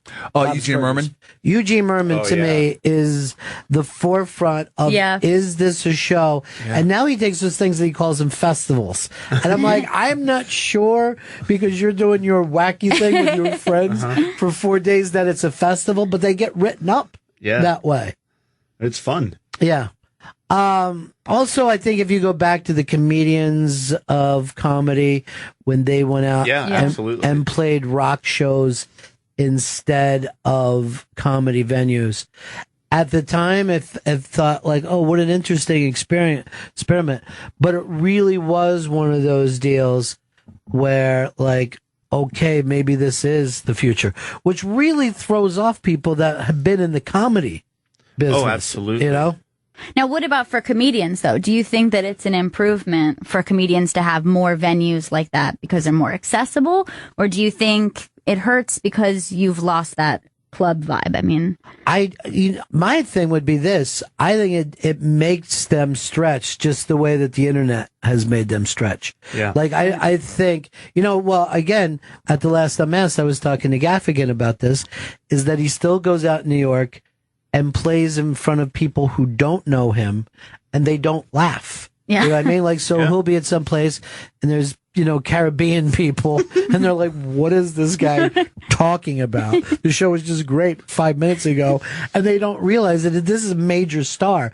And then he feels like that's good for him. Right, because you're going to learn from audiences like that. So the easiest thing in the world and the worst thing in the world for you, too, is to go up and play to people who already dig you. Right. There's when you hit a certain level of fame or success in comedy, people are just excited that you're in front of them. So they have that kind of excitement laughter. It's not like, oh, this is funny. Yeah. But it's just like, everything's great. This is awesome. But what do you think that even does? Let's say people around the world, they come here and they're going to go to the cellar because Louis has shown them that cool things happen at the cellar, and they're sitting there on the night and they're thinking, is Chris Rock going to be here? Or is Louis C.K.? And they're missing out on like 8 fucking just badass dudes that are coming up one after another. Yeah, I'm sure. I feel like whenever there's expectations with comedy, that ruins it. Right. Like that's just like the number one killer is expectations and then having to explain it. So it's like, if you're expecting to see, like, if you're hoping for someone to drop in and they don't, you could say, oh, that show was terrible. I didn't get to see that guy. But it could have been an incredible show. It just wasn't what you were looking for. Yeah, and the real kind of kick, I think, to comedy would have been to, let's say, catch Amy Schumer 4 years ago as opposed to today. You know what I mean? Because today you're exposed to her, you dig her, and you're excited. But you could have been that person easy enough. Yeah. Just a few years ago to say, look, I saw this chick and trust me. You know what I mean? Trust me. Because I don't know if you can do that with rock and roll or any kind of music, because you don't know what's going to break through. But if something is really funny, there's going to be a place for it, Absolutely. And it's like, not only will there be a place, but there will be people who want to share it and make it known. Right. They will want other people to hear it too. And then when those other people hear it, those original people decide that they hate it, and it's a salad, and it sucks, and We're they onto turn something on else now. They start subreddits about how much they fucking despise it, and it's just such a weird thing, but you know it's coming. It's the same with the kind of PC backlash. You know, when someone finally gets known outside their audience, they're immediately freaks out people, no matter who it is. Now they're like, how dare that person say something in a bar to a bunch of people that were partying? How dare they stand up there and try to work out a thought and have it get to the internet before it's finished? Well, yeah, that's a big thing right now too. Like, so the internet is a great tool for comedians to distribute comedy and videos, but it's also putting their stuff up. People are putting their stuff up or commenting on it before it's done and ready. Right. And also, a lot of these comics aren't putting it out themselves. Somebody's shooting it, Right. you know? I remember, I did a panel. It was at the Friars thing when they did the Bill Hicks thing. And they showed him kind of at the end of his life, and it was at Waco, and it was the night of Waco or whatever. And he goes out there and he was just fucking furious, and he was, just screaming about it.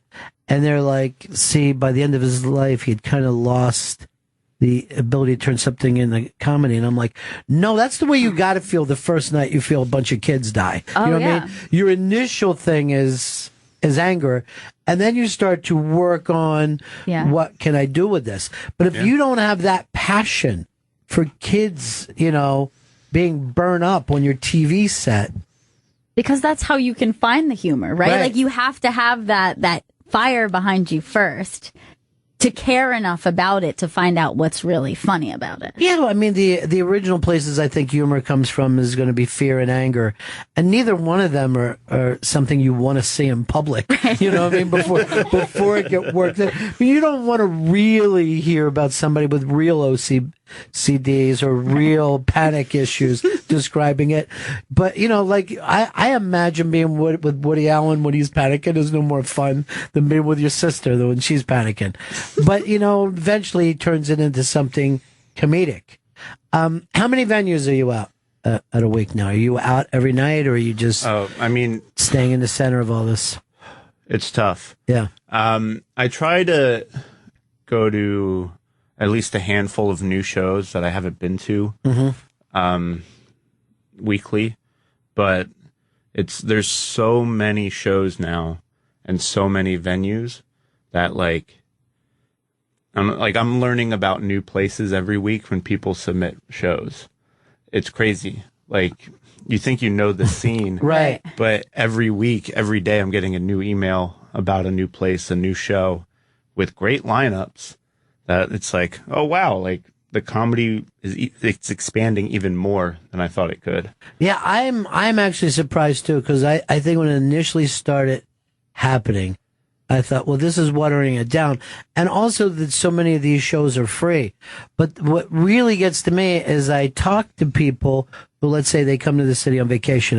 A lot of people will email me, and they end up seeing the 3 or 4 that are right in Midtown, the ones that they grab you up the street. And I'm like, I can't tell you that you're seeing the exact opposite of what you should be seeing. You know what I mean? Yeah. It's like in the same way if you're like, where did you eat? Well, I've ate at the Olive Garden in Times Square. Right. You're eating at the Olive Garden, then you're going to this show that, quite frankly, is somewhat cynical. The way they grab people off the street, they lie that, all these people are going to be there. And you're, a mile or two away from fantastic You go to the cellar and see actual people that you've seen on TV. I mean, huge people are in there working material out every night. Well, imagine if you were 17, 18 years old and you were a comedy fan and you lived out in the suburbs, and then you come to New York with your family, and if you went to the cellar, what that experience would of sitting, 5 feet away from Chris Rock and Colin Quinn and It'd be huge. Judah, I mean, it would be so much. It must be the same feeling that if you were a kid in the 70s and you walked into CBGB's and you're like, Jesus Christ, you know? I mean, I had that experience when I went to this cellar and I was like, why am I not here constantly? I It's know. insane. And I didn't know what I was signing up for. And then, you know, Colin Quinn was there that night, Louis C.K., Amy Schumer before. It was Right. the first time I had ever heard her name. So it was like, Right. and she was phenomenal. So it's crazy to think that it's so accessible. Well, And that, Norton's down there almost Yeah. every night. So just about every night you're going to see people who, when they're not there, go out and play theaters. Yeah. You know, like Norton, if he doesn't get up at night, you know, he starts to cramp and he starts to feel Right. bad about himself. You know, but that is a phenomenal experience that I still think that the people who come here don't realize, you know? Well, that's tough because I feel like anyone across the board who's visiting New York for the first time really has no idea what to look for. Right. Or what to do. Like, first stop, Times Square. Yeah. You know, see all the advertisements, see the lights. And then from there, they're like, I don't really know where to go. Yeah. And then, but that's kind of bringing it back to Time Out. That's what's really great is that it's right there and now it's free. So you can just grab it and find out any type of thing you would want to do and where to go to get it. See, that's the thing. I mean, that almost makes it like a travel agent used to be in the old days, because, you know, the thing is that you really do want to be a traveler and not a tourist. And I have the same things. You know, I'll go into, you know, Chicago and I'm at the pier or whatever the first night. Like, is this where they live? You know, you bring that up. And normally it helps if you have someone who lives in Chicago to take you around. But if you don't do that, you got to map it a little bit. And you'll have a totally different. And the same way goes for, you know, the amount of places that you can come here and just eat fucking cool comfort food. You know what I mean? Yeah. I'm not talking about spending big money and doing a taster's menu. I'm just saying finding the right sandwich places. If you turn that in with a couple of clubs and stuff, you'll have the time of your life. Oh yeah. How long you been here in New York? I've been here about 2 years. And how long do you think before you start to map it out and like felt like you got the beat of the city? Well, when I first moved here, I didn't really have a job. So all I did was hop around between the comedy clubs. And so that's my frame of reference to where everything is, like how many blocks it is from so-and-so club. So like, that's what helped me map it first. But now at Time Out, I'm learning like, oh, there's other stuff to do in the city. So like, even I've been here for a couple of years, but it's like, I've only been stuck in this one world, this one layer of New York, but there's so many other things that I could be doing, and I'm trying to branch out to. But why was comedy number one for you? What was it about comedy? I love it. Yeah, just love it. I love watching it, being a part of it.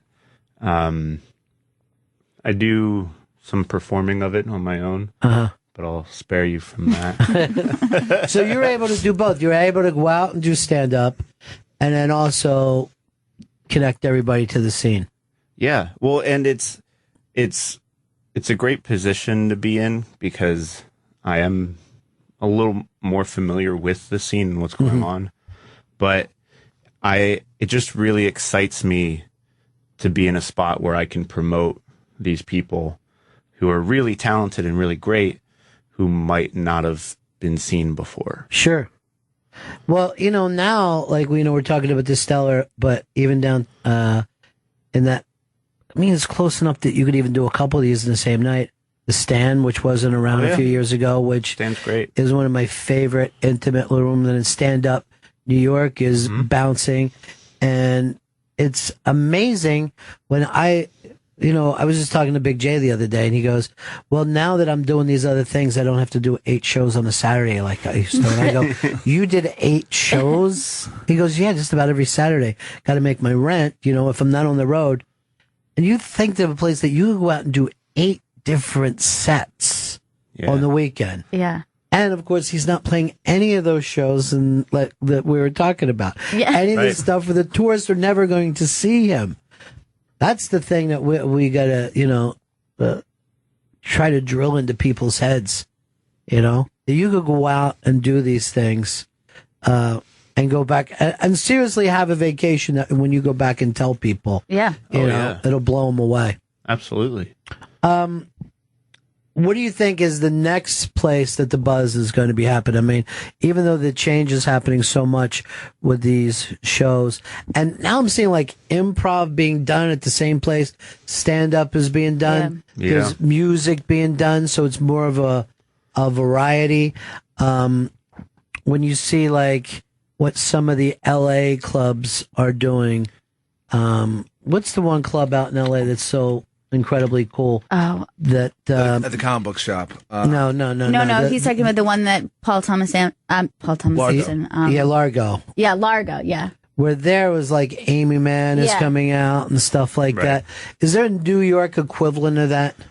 So, of like a variety show? Well, it's kind of a variety show, but you're really looking at really cool top talent where not only would a Chris Rock come in, but maybe like a Rufus Wainwright, just somebody that could come in and slay the room.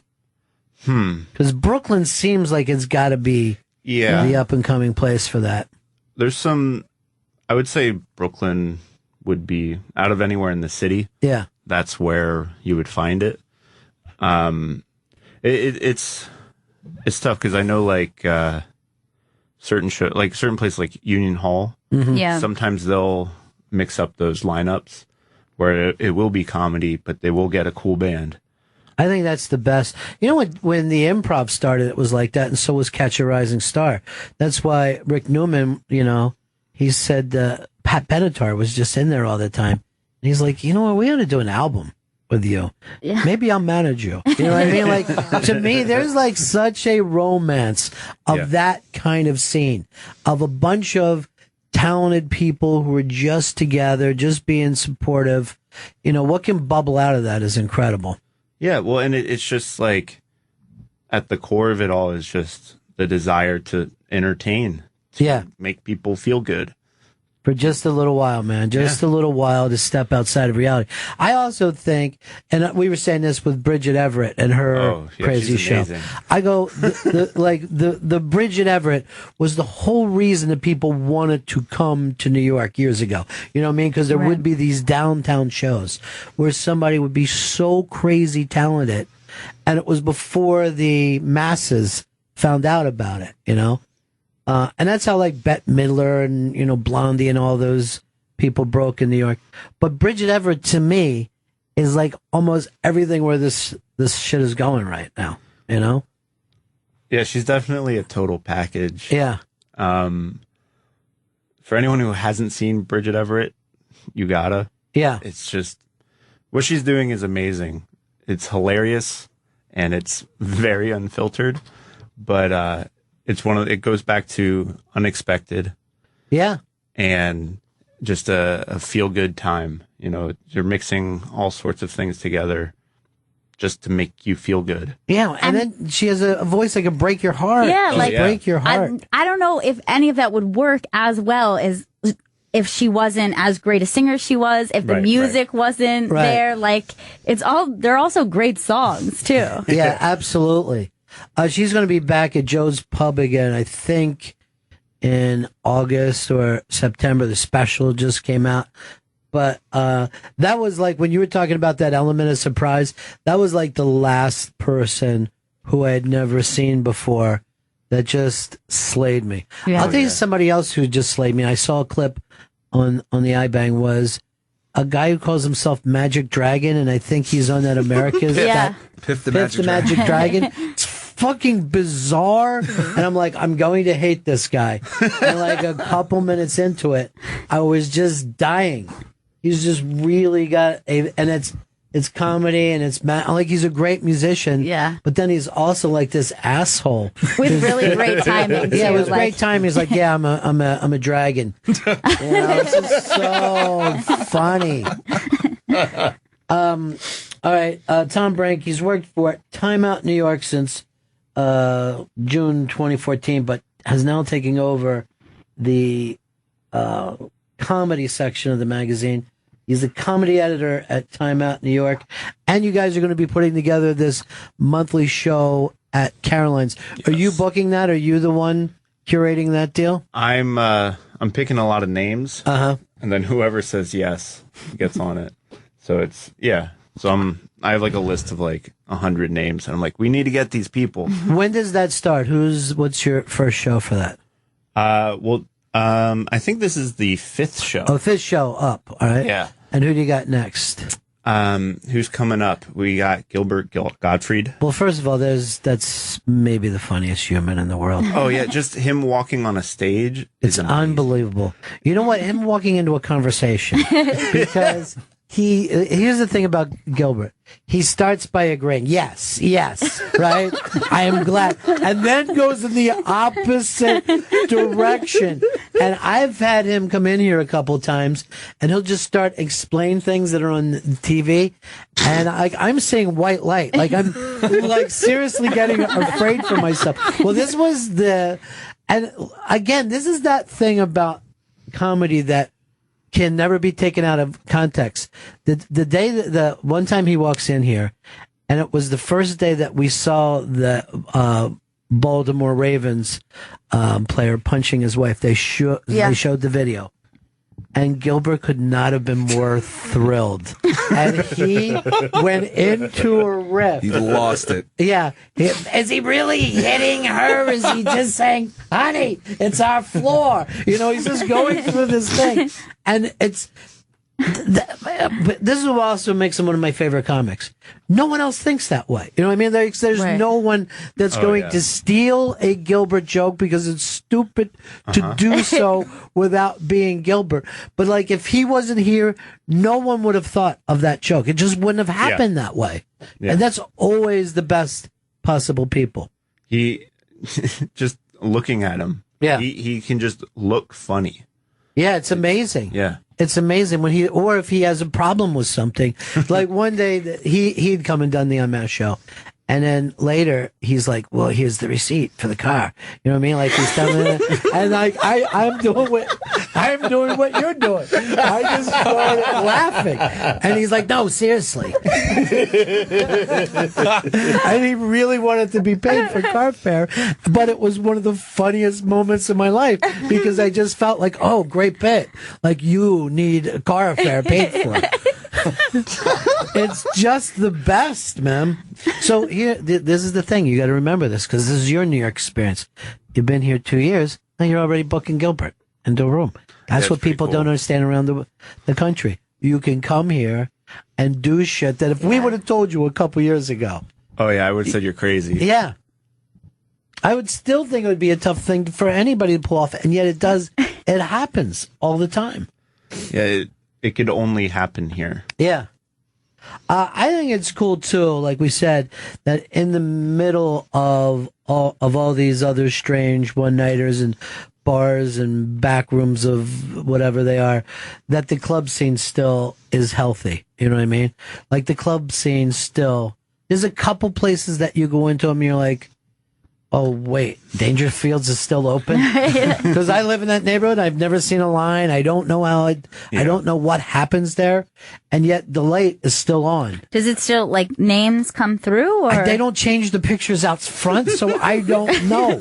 I don't know what happens there. But I know someone's going, I recognize that name, Rodney Dangerfield. I'm going to go in there. Because I loved him when I was a kid. And I have no idea what they're going to see in that place. And it's not that far from my house, but I know they've got a Twitter account. Yeah, they have a Twitter account. What's the last thing that they said? All right, great comedy show tonight. Check it out. Tom Kelly Show, Nathan McIntosh, Ryan Reese, Dustin Chafin, Sean Whaley, and the Latin Lunatic. All right, so they got people going in there every night. Yeah. Hard to believe. Well, I mean, like, if you set it up where it's good, like you started good, it'll last. Yeah, that's true, right? Yeah. Once you catch that wave, you can ride it for a long time. Strip is still here after probably close to 30 years, you think? Right. I know that they were one of the first, and that is places, where they're the first person ever walked up there. Billy Crystal was the first act on stage. Jerry Seinfeld became an MC there. This is when they were just getting started. And the weird thing is, how many of those places that you're covering now, how many of those places are people going to say that about? It could happen. Oh, yeah. You know what I mean? Yeah. It could happen. Dude, thank you so much for stopping in, man. Thanks for having me. We me. got to do this every once in a while now. Maybe we'll do something where different folks come by. We'll bring your whole show in at the same time. But That'd be great. I'm glad to see that you're out there doing it. We're going to take a break, Chris? Yeah, we should. Yeah. All right, we'll be right back. Bennington. All right, people wrote in the Bell House. We should have brought up the Bell House. Yes. As being the Largo of the East. You're a Bell House person? You dig it there? I do, yeah. And it's a great venue for both comedy and music, I think. I've seen both there.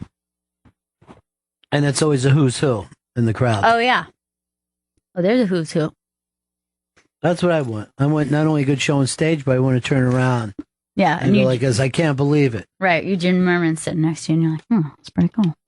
I went to a show one time in Philly. You know who was sitting next to me? Yeah. Walt Whitman. Really? Wow. How's that for a show? Damn. Walt Whitman showed up. He didn't even know about the bridge. I had to tell him, I go, you know that you're so fucking good they name a bridge after you? I always remember he said this. Where? He just said it like that. Where? Red pill or the blue pill? I gotta take my medicine. That's your medicine. We were talking during the break how much we hate those clubs that lie to people in the middle. And So I forgot this. You know who used to do the devil's work for them? Joey Jojo used to hand out. Really? Yeah, I did that for about 3 weeks. And what would you have to tell people? Oh, hey guys, we got a great show here. Do you guys like comedy? You like comedy? Okay, good. Yeah, we get Jim Gaffigan drops in regularly here. Yeah, Louis C.K. comes by a lot, which was a lie. I lied to all. One time, it was the last Unmasked we were going to do. Remember when we canceled it? And they were like, "What?" And the reason why we postponed it the first time is because Caroline's had something booked that we didn't know about, and Jim Gaffigan needed to stay in Midtown because he was doing the Tonight Show or something. Was going to do our Unmasked and then head to the Tonight Show. So we booked one of those clubs. Yeah. And he said, absolutely not. I will not step foot in that place. And you know why it is? Because they use his fucking name and put his picture up like he's going to be there. And it's just not true. And they lie to people. And then they'll just take those pictures. Now they'll really have proof. See, he just want to know part of it. Yeah, he was like this. They will, and I'm speaking for him. I don't know why. I just know that he said no. And I'm not even saying what club it is. He says no, absolutely not. I will not do it. I shan't be there. I made $32 in 3 weeks doing that. Really? Yeah. Wasn't very good. You were picking up $10 a week for yourself. Yeah, which is like a meal. Now, how much work did you do for that? I probably put in a full day's work, maybe 24, 25 hours. Over 3 weeks? Yeah, over 3 weeks. All right, so you were getting paid somewhere in $1.25 an hour. $1.25 an hour. I think it's pretty good. So you're only working 8 hours a week now that you're telling us. Yeah, but I would work 2 6-hour shifts, so maybe it was closer to 30 a week doing that. Wait, you were working 30 hours a week?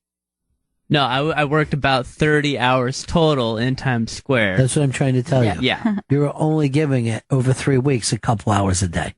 Yeah. Yeah, we're not impressed. I know. I'm not saying you should be. I was in the trenches. I tell you who I'm impressed with, and that's our new announcer, Yukon Cornelius.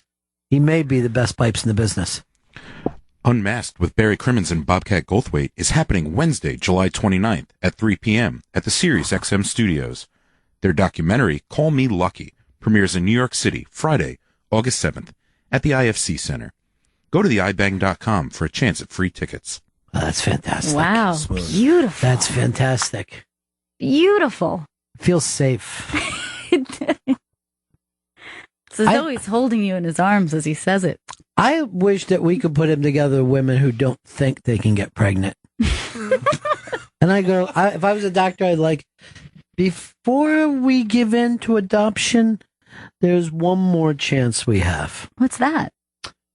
It's a young buckaroo from upstate New York.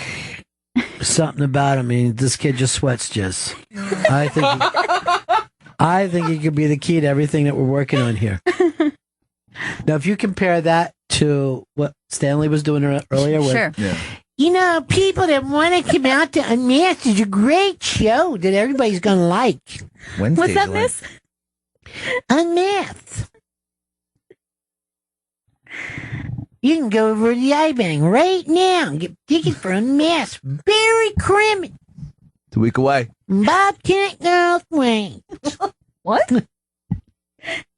Hi, I'm Chris Stanley. I want to talk to you about something called comedy. You come out and have a week called Unmasked. Now you might think yourself, somebody taking the mask off? No, they're not. Spot on. Unmasked. Stanley, you're so close. He just gets closer to people. Here, have some of these cookies.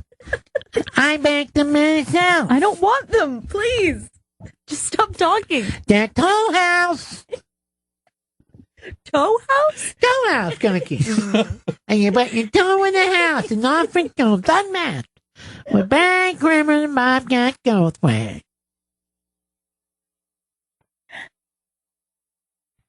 Kids, get away from those cookies. They're for the people that are going to Unmasked. Kids, get away from those cookies. My husband takes me out to see a show, and that show's always Unmasked. I'm wearing a house dress. You don't realize that you talk that way? I never caught that. No, you can tell. Dead on. This is something that's very true of our show.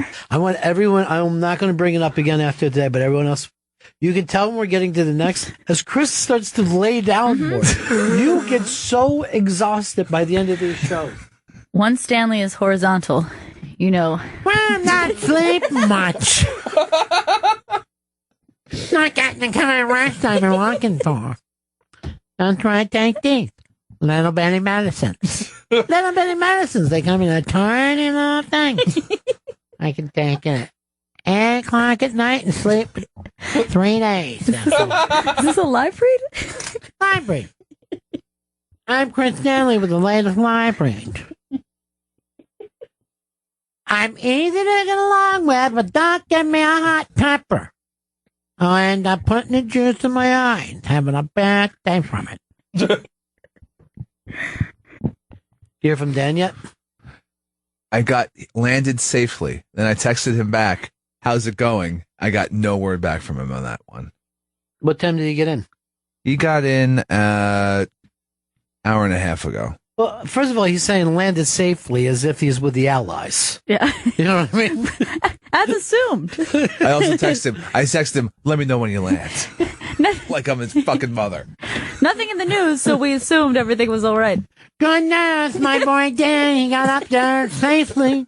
Safe down. He doesn't speak French, so I'm a little nervous about it. I'm so nervous. I'm going to have to take one of my little pills tonight. I call it Pilly Pill. Mm. But just go into, do your live read out of nowhere for it. Okay, for Tito's? For anything. Unmasked with Barry Crimmins and Bobcat. I like how he's trying to be badass now. Lean all over it. Unmasked. When do you ever show that kind of heat? All the time. All right. Unmasked with Barry Crimmins and Bobcat Goldthwait's happening Wednesday, July 29th at 3 p.m. at the SiriusXM studios. The documentary, Call Me Lucky, premieres in New York City Friday, August 7th at the IFC Center. Go to theibang.com for a chance to win free tickets. What kind of cookies are going to be there? Toll House. She's a Toll House. Mighty, mighty. This cookie sure stays. It's a Toll House. Here's the thing, Gail. You find this funny. Stanley doesn't at all. You must find it funny, Stanley. You must. I didn't know I sounded like that. I didn't know. Well, are you taking it personal? You're like, hey, I'm sorry, I talk that way. That's it. That's me. That's my regular. He's like, I speaking guess that's the truth. I guess that's me. It's uncanny. Dan's up in Montreal already, right? Yeah, he's in Montreal. Don too? Don is also in Montreal. Did he text you landed safely? No. Oh, God. Please check up with him. No, Don's not here. We can smoke in here. Oh, thank fuck. Thank fuck. Yes. That's his way. That's where you take cursing. He has a way with words. Yeah, grunting them. States without hate crimes. Georgia and I believe Alabama. Or maybe Mississippi. 2 states that don't have hate crimes. They don't have any hate crimes? I find that hard to believe. Well, I mean, they don't have a hate crime law. Oh, okay. There you go. That First makes of all, a lot of sense. Isn't almost every crime by definition a hate crime? I beat up my friend that I like very much yesterday. Assaulted him. I just care about him so much. Yeah. I raped this girl I really cared about. So it's not so much of a crime. Friendship. It turns out if you don't want any hate crimes, don't have any laws, then this way there's nothing to call it. I don't know what you're talking about. We have no name for that. This is all the kind of stuff I learned in my harassment class. Oh, yeah, you took the big harassment thing. Big time. How'd you do grade-wise? I assume A+. Okay. I actually, at one point, it's like 45 minutes long. It's really long. And at one point, I started not paying attention and clicking. Yeah. And I clicked the wrong answer and then started to panic because like they're all really obvious. Like they don't want you to not get everyone correct. And the one that I got wrong was identifying if it was harassment. If you're mocking somebody for having cancer. And I just wasn't paying attention. Like, nope, not harassment. Is that a problem? And people like, here comes cancer guy. They're like, Jane said that Isabella shouldn't go to the meeting because she's going to scare off the clients because of her cancer. And her lack of hair. And I was like, not harassment. And immediately like started hitting the back button like, I hope that this is not recorded in any way, that I don't think that that's harassment. Gail, if we can see you, please. Up in HR. But I think the best was the examples of things like, and just so you know, this isn't. So it's like, Bill said to Jane, congratulations on your promotion. You deserve it. And puts out his hand for a handshake. Like, that's not harassment. Okay. Just so you know. There's like one where it's like, if somebody comes up to you and says, hey, that box looks heavy. Can I take care of that for you? That is not harassment.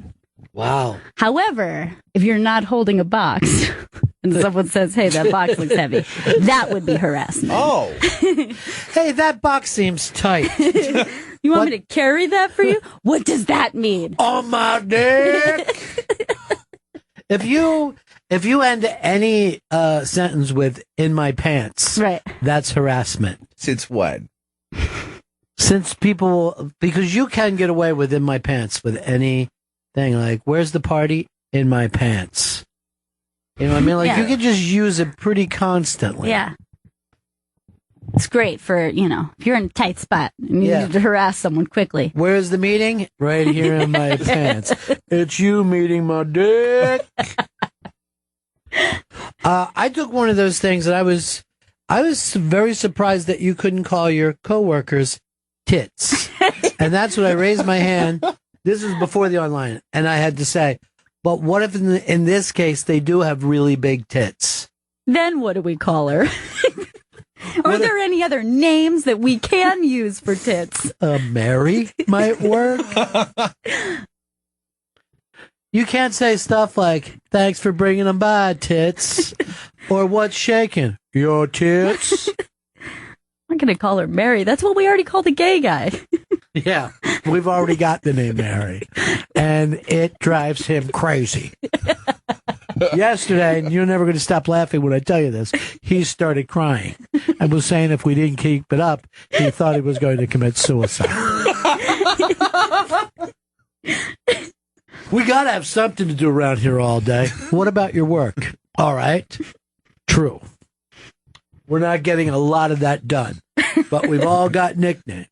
Like this is Meatball, Taco, there's Chopsticks sitting next to him. All of these are food related and racist, both.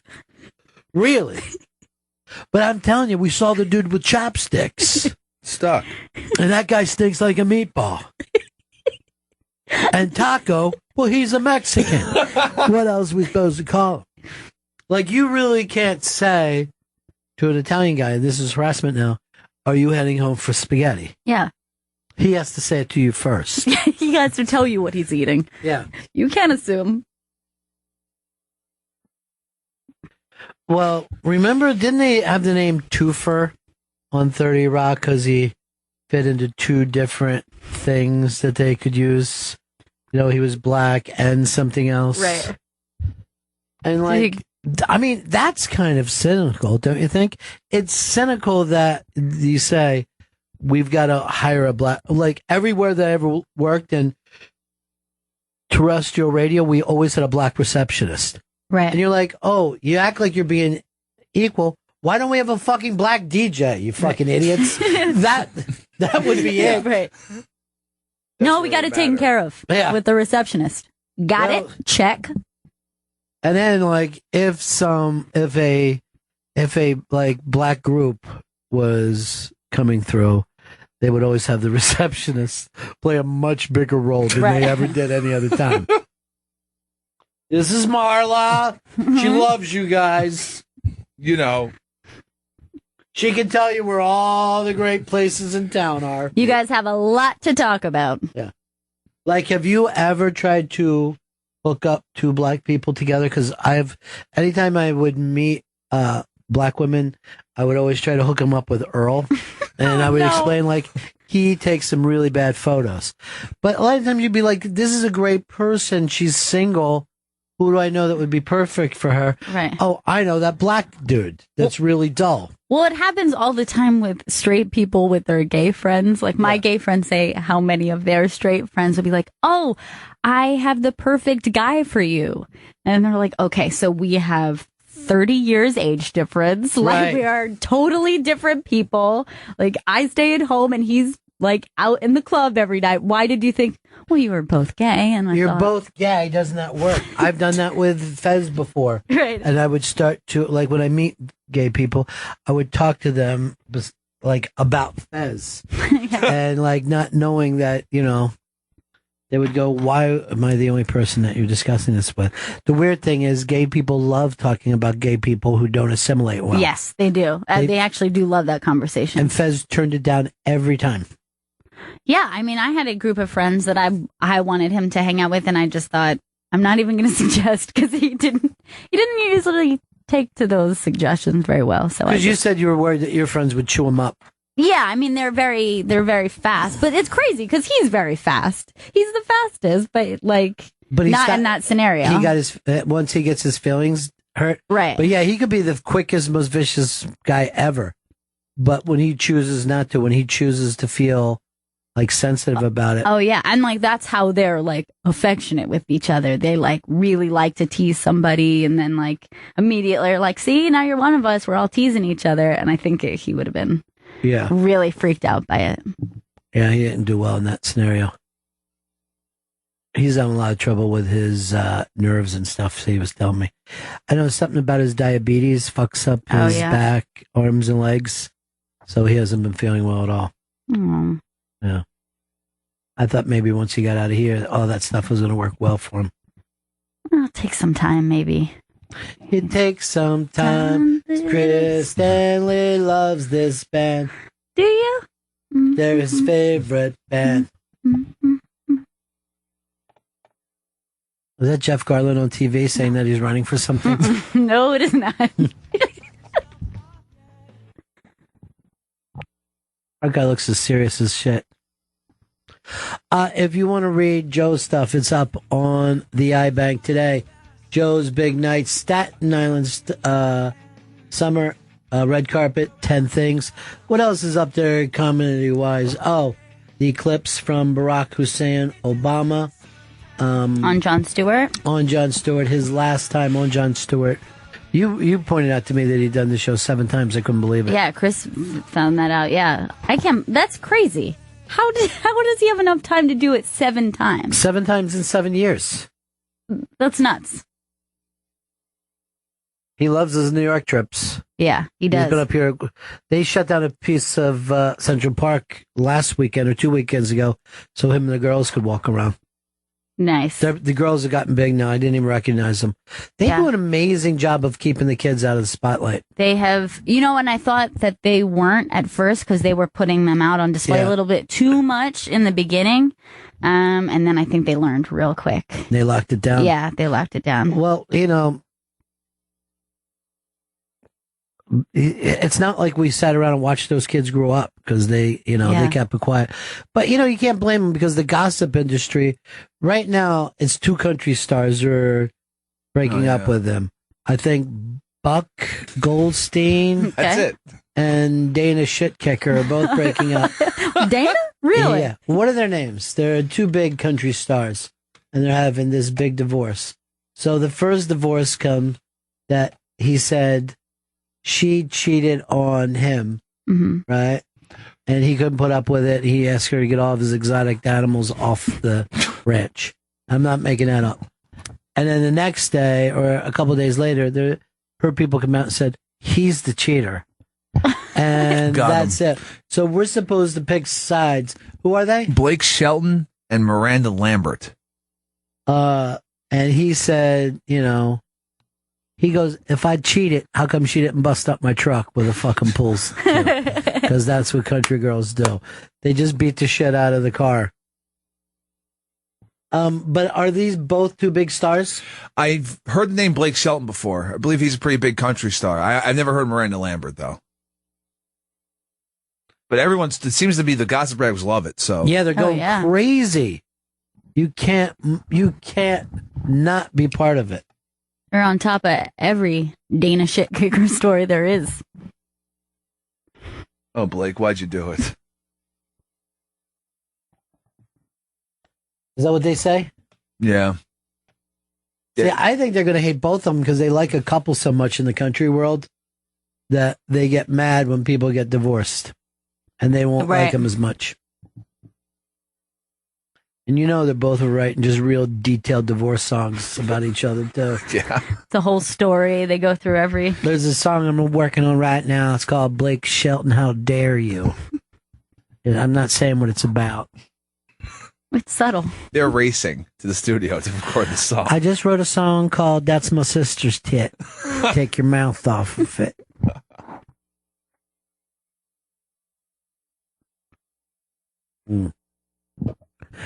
And I wrote another song about Blake called Wait, I Can Only Fuck Your Friends When You're There. How's that make sense? You can see how it's confusing. Well, FaceTime. How about FaceTime for the next time we play that cuckold act that you like so much? I think we got to wrap this one up, kids. Yeah. We are out of here, but here's the exciting news. You get to come in and hang out with us next week.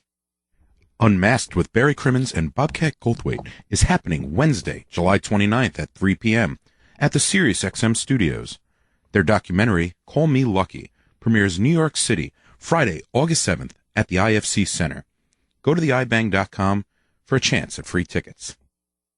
Wonderful stuff. Beautiful. That's Unmasked.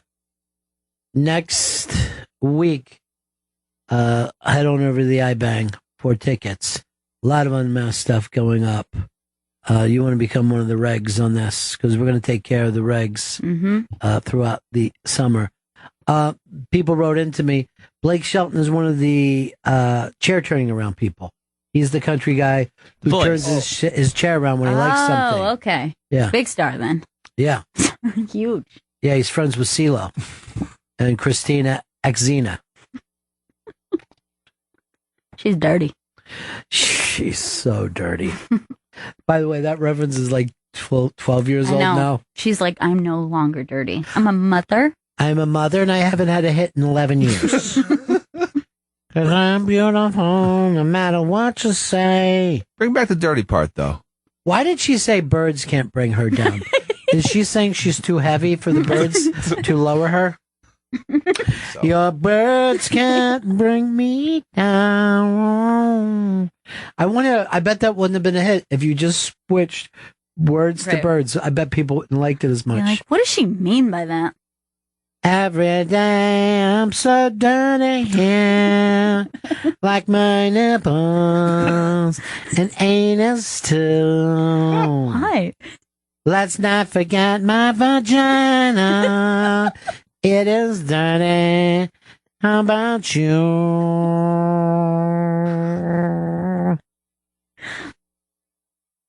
And I am dutiful.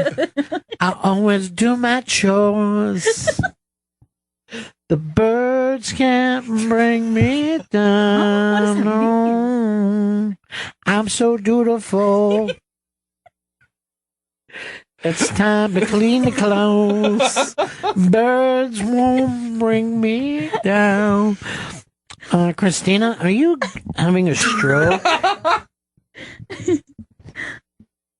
Did she ever date a famous person? I don't feel like she has.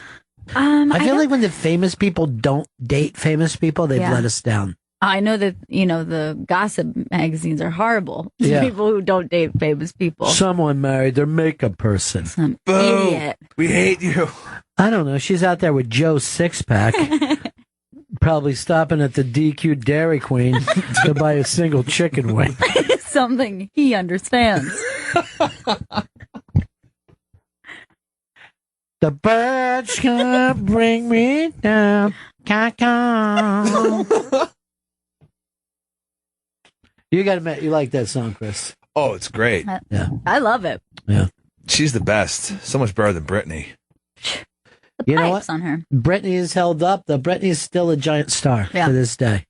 Yeah, she's so. Nutty as she is. I mean, she's done nothing to go out of her way to keep people's love for her, and they're mad for her, especially the gays. Oh, God, they adore Gays her. love their Britty Brit. Gays love a train wreck, don't they? They do. Yeah. They do. They loved her more, I think, even when she lost it. And they're like, she's human. She's one of us. Well, gays love everything but gay performers. They don't back them up. Right. Rufus Wainwright is singing with a fucking tin cup right now in the subways. Britney's fucking playing in stadiums. The gays crying. Chris, we got anything we need to plug? Barry Crimmins and Bobcat Goldthwait unmasked. Happening Listen, a week now from he's today. trying to be the other guy. Trying to drop it Going down, deep. get that bass. Happening a week from It's all today. about that bass, about that bass, about that bass. Wednesday, July 29th at 3 p.m. at the SiriusXM studios. Go to theinterrobang.com for a chance at free tickets. Unmasked with Barry Crimmins and Bobcat Goldthwait is happening Wednesday, July 29th at 3 p.m. at the SiriusXM studios. Their documentary, Call Me Lucky, premieres in New York City Friday, August 7th at the IFC Center. Go to theibang.com for a chance at free tickets. It's nice to have someone do Wow. that properly. You know what I mean, Chris? No, I did it properly. The I back- did it. You did it awful. To hear it back to back like that. Yeah. Can I try again then? Sure. Unmasked with Barry Crimmins and Bobcat Unmasked with Goldthwait. Barry Crimmins and Bobcat Goldthwait is happening Wednesday, July 29th at 3 p.m. at the SiriusXM studios. Their documentary, Call Me Lucky, premieres in New York City Friday, August 7th at the IFC Center. Go to theibang.com for a chance at free tickets. You know, he interrupted me because I was going to do it even better than that. He did blow you out of the water. No, he didn't. Like you couldn't even hang in that moment. No, look. Yeah, the fact that you stopped and he kept going is who proves who's king of the fucking hill. Yeah. But here's the Yeah. thing. It's not only a king of the hill. Sometimes we need a deuce of clubs, and that's you. No, I'm not You're the deuce of deuce on clubs. No. Birds can't bring you down. That's no longer a role for you, Chris. It's one of the many roles being taken. No, I like that role. Unmasked with Barry Crimmins and Bobcat Goldthwait is happening. Unmasked with Barry Crimmins and Bobcat Goldthwait is happening Wednesday, July 29th at 3 p.m. at the SiriusXM studios. Their documentary, Call Me Lucky, premieres in New York City Friday, August 7th at the IFC Center. Go to theibang.com for a chance at free tickets. That's what I was going to say. UConn. Yukon, after the show today, I want to go over booking ideas with you. This is bullshit. This is great. Voiceover work and best stuffs. Sounds good. Chris? Yeah? Would you run out and get me a ginger tea? I don't even know where to get a ginger tea. Exactly. Take all day if you need to. When he needs a ginger tea, he needs it now. Come on, Chris. I want a redheaded tea, dude. I'm going to have to... You're going to have to fucking think for once. I'm going to have to Google that then, ginger Oh, tea. you have to work today, Yeah. Stanley? You're luckily we can't harass you sexually the way we want to. All right, we got to wrap this one up. I got to do anything after the show today, Chris? You have to see a movie. Well, I mean, anything that I got to hang around here for. Just for one moment. I just need you to cut something for me. If it's voiceover work? It's VO work, yeah. Hand it over to Yukon. Nice. I'm not thinking about changing his name to Johnny Yukon. Oh, that's really good. Yeah. Johnny Yukon's workload's expanded exponentially in the last 10 minutes. I got two ideas for him. Either we call him Johnny Yukon or Chris Stanley, the real one. I prefer Johnny Yukon. All right, Johnny. No, I'll start for to call him. you that. For Johnny Yukon's in the booth. Too late. You told me You already said. You already prefer. It's that or tits. It's that or you eat another hot pepper. No, fine. Call me You Johnny know the Yukon. rules. Johnny Yukon it is. The other night, I was going through that basil and all that, and there was a couple of peppers in the bag, and I just started laughing. Really? Yes. To my pain. Yes. I was laughing at how stupid your pain was. You bring joy to people. It wasn't stupid. It was just a mistake, is all. Birds can bring me down. All right, why don't we call you this? We'll call you. You want to be called Johnny Yukon or Tits? Johnny Yukon, I would prefer. Okay, you got it, Johnny. All you got to do is give somebody the second worst idea. Is that bag over there for me? Yes. Why? Yesterday was my bag day. Well, there was something that came in over the night that I thought you should have. What's that? I'll just write it down. Why? Why don't you say it? I'm not going to say it out loud. Why don't you just hand me the bag then? Either way. What's in there? Is that happening? It looks good, but not locked in. Yep, that's the name of the book for you, isn't it? But Trust me, it's looking really good. Here's the thing. Even though it's not locked in, why doesn't Ron start prepping it along with all his other Just so you have it. for a Just master so you have, you don't have to Final start. master I know. coming. Just so you have it. You don't have to look at it until it gets locked. If it doesn't get, then I'll just throw it. I'll burn it. I'll burn it in front of you. Why would that make me happy? Well, you sit there and laugh. Evil! It wasn't booked. Shit. All right. We'll see you guys again. Would you want to come back next year, Gail? Yeah, I'd love to come back. All right. Then we'll see you all again in 1974. Ladies and gentlemen, the evening is over. We hope you all enjoyed yourselves, and we'll see you all again in 1974. Good evening!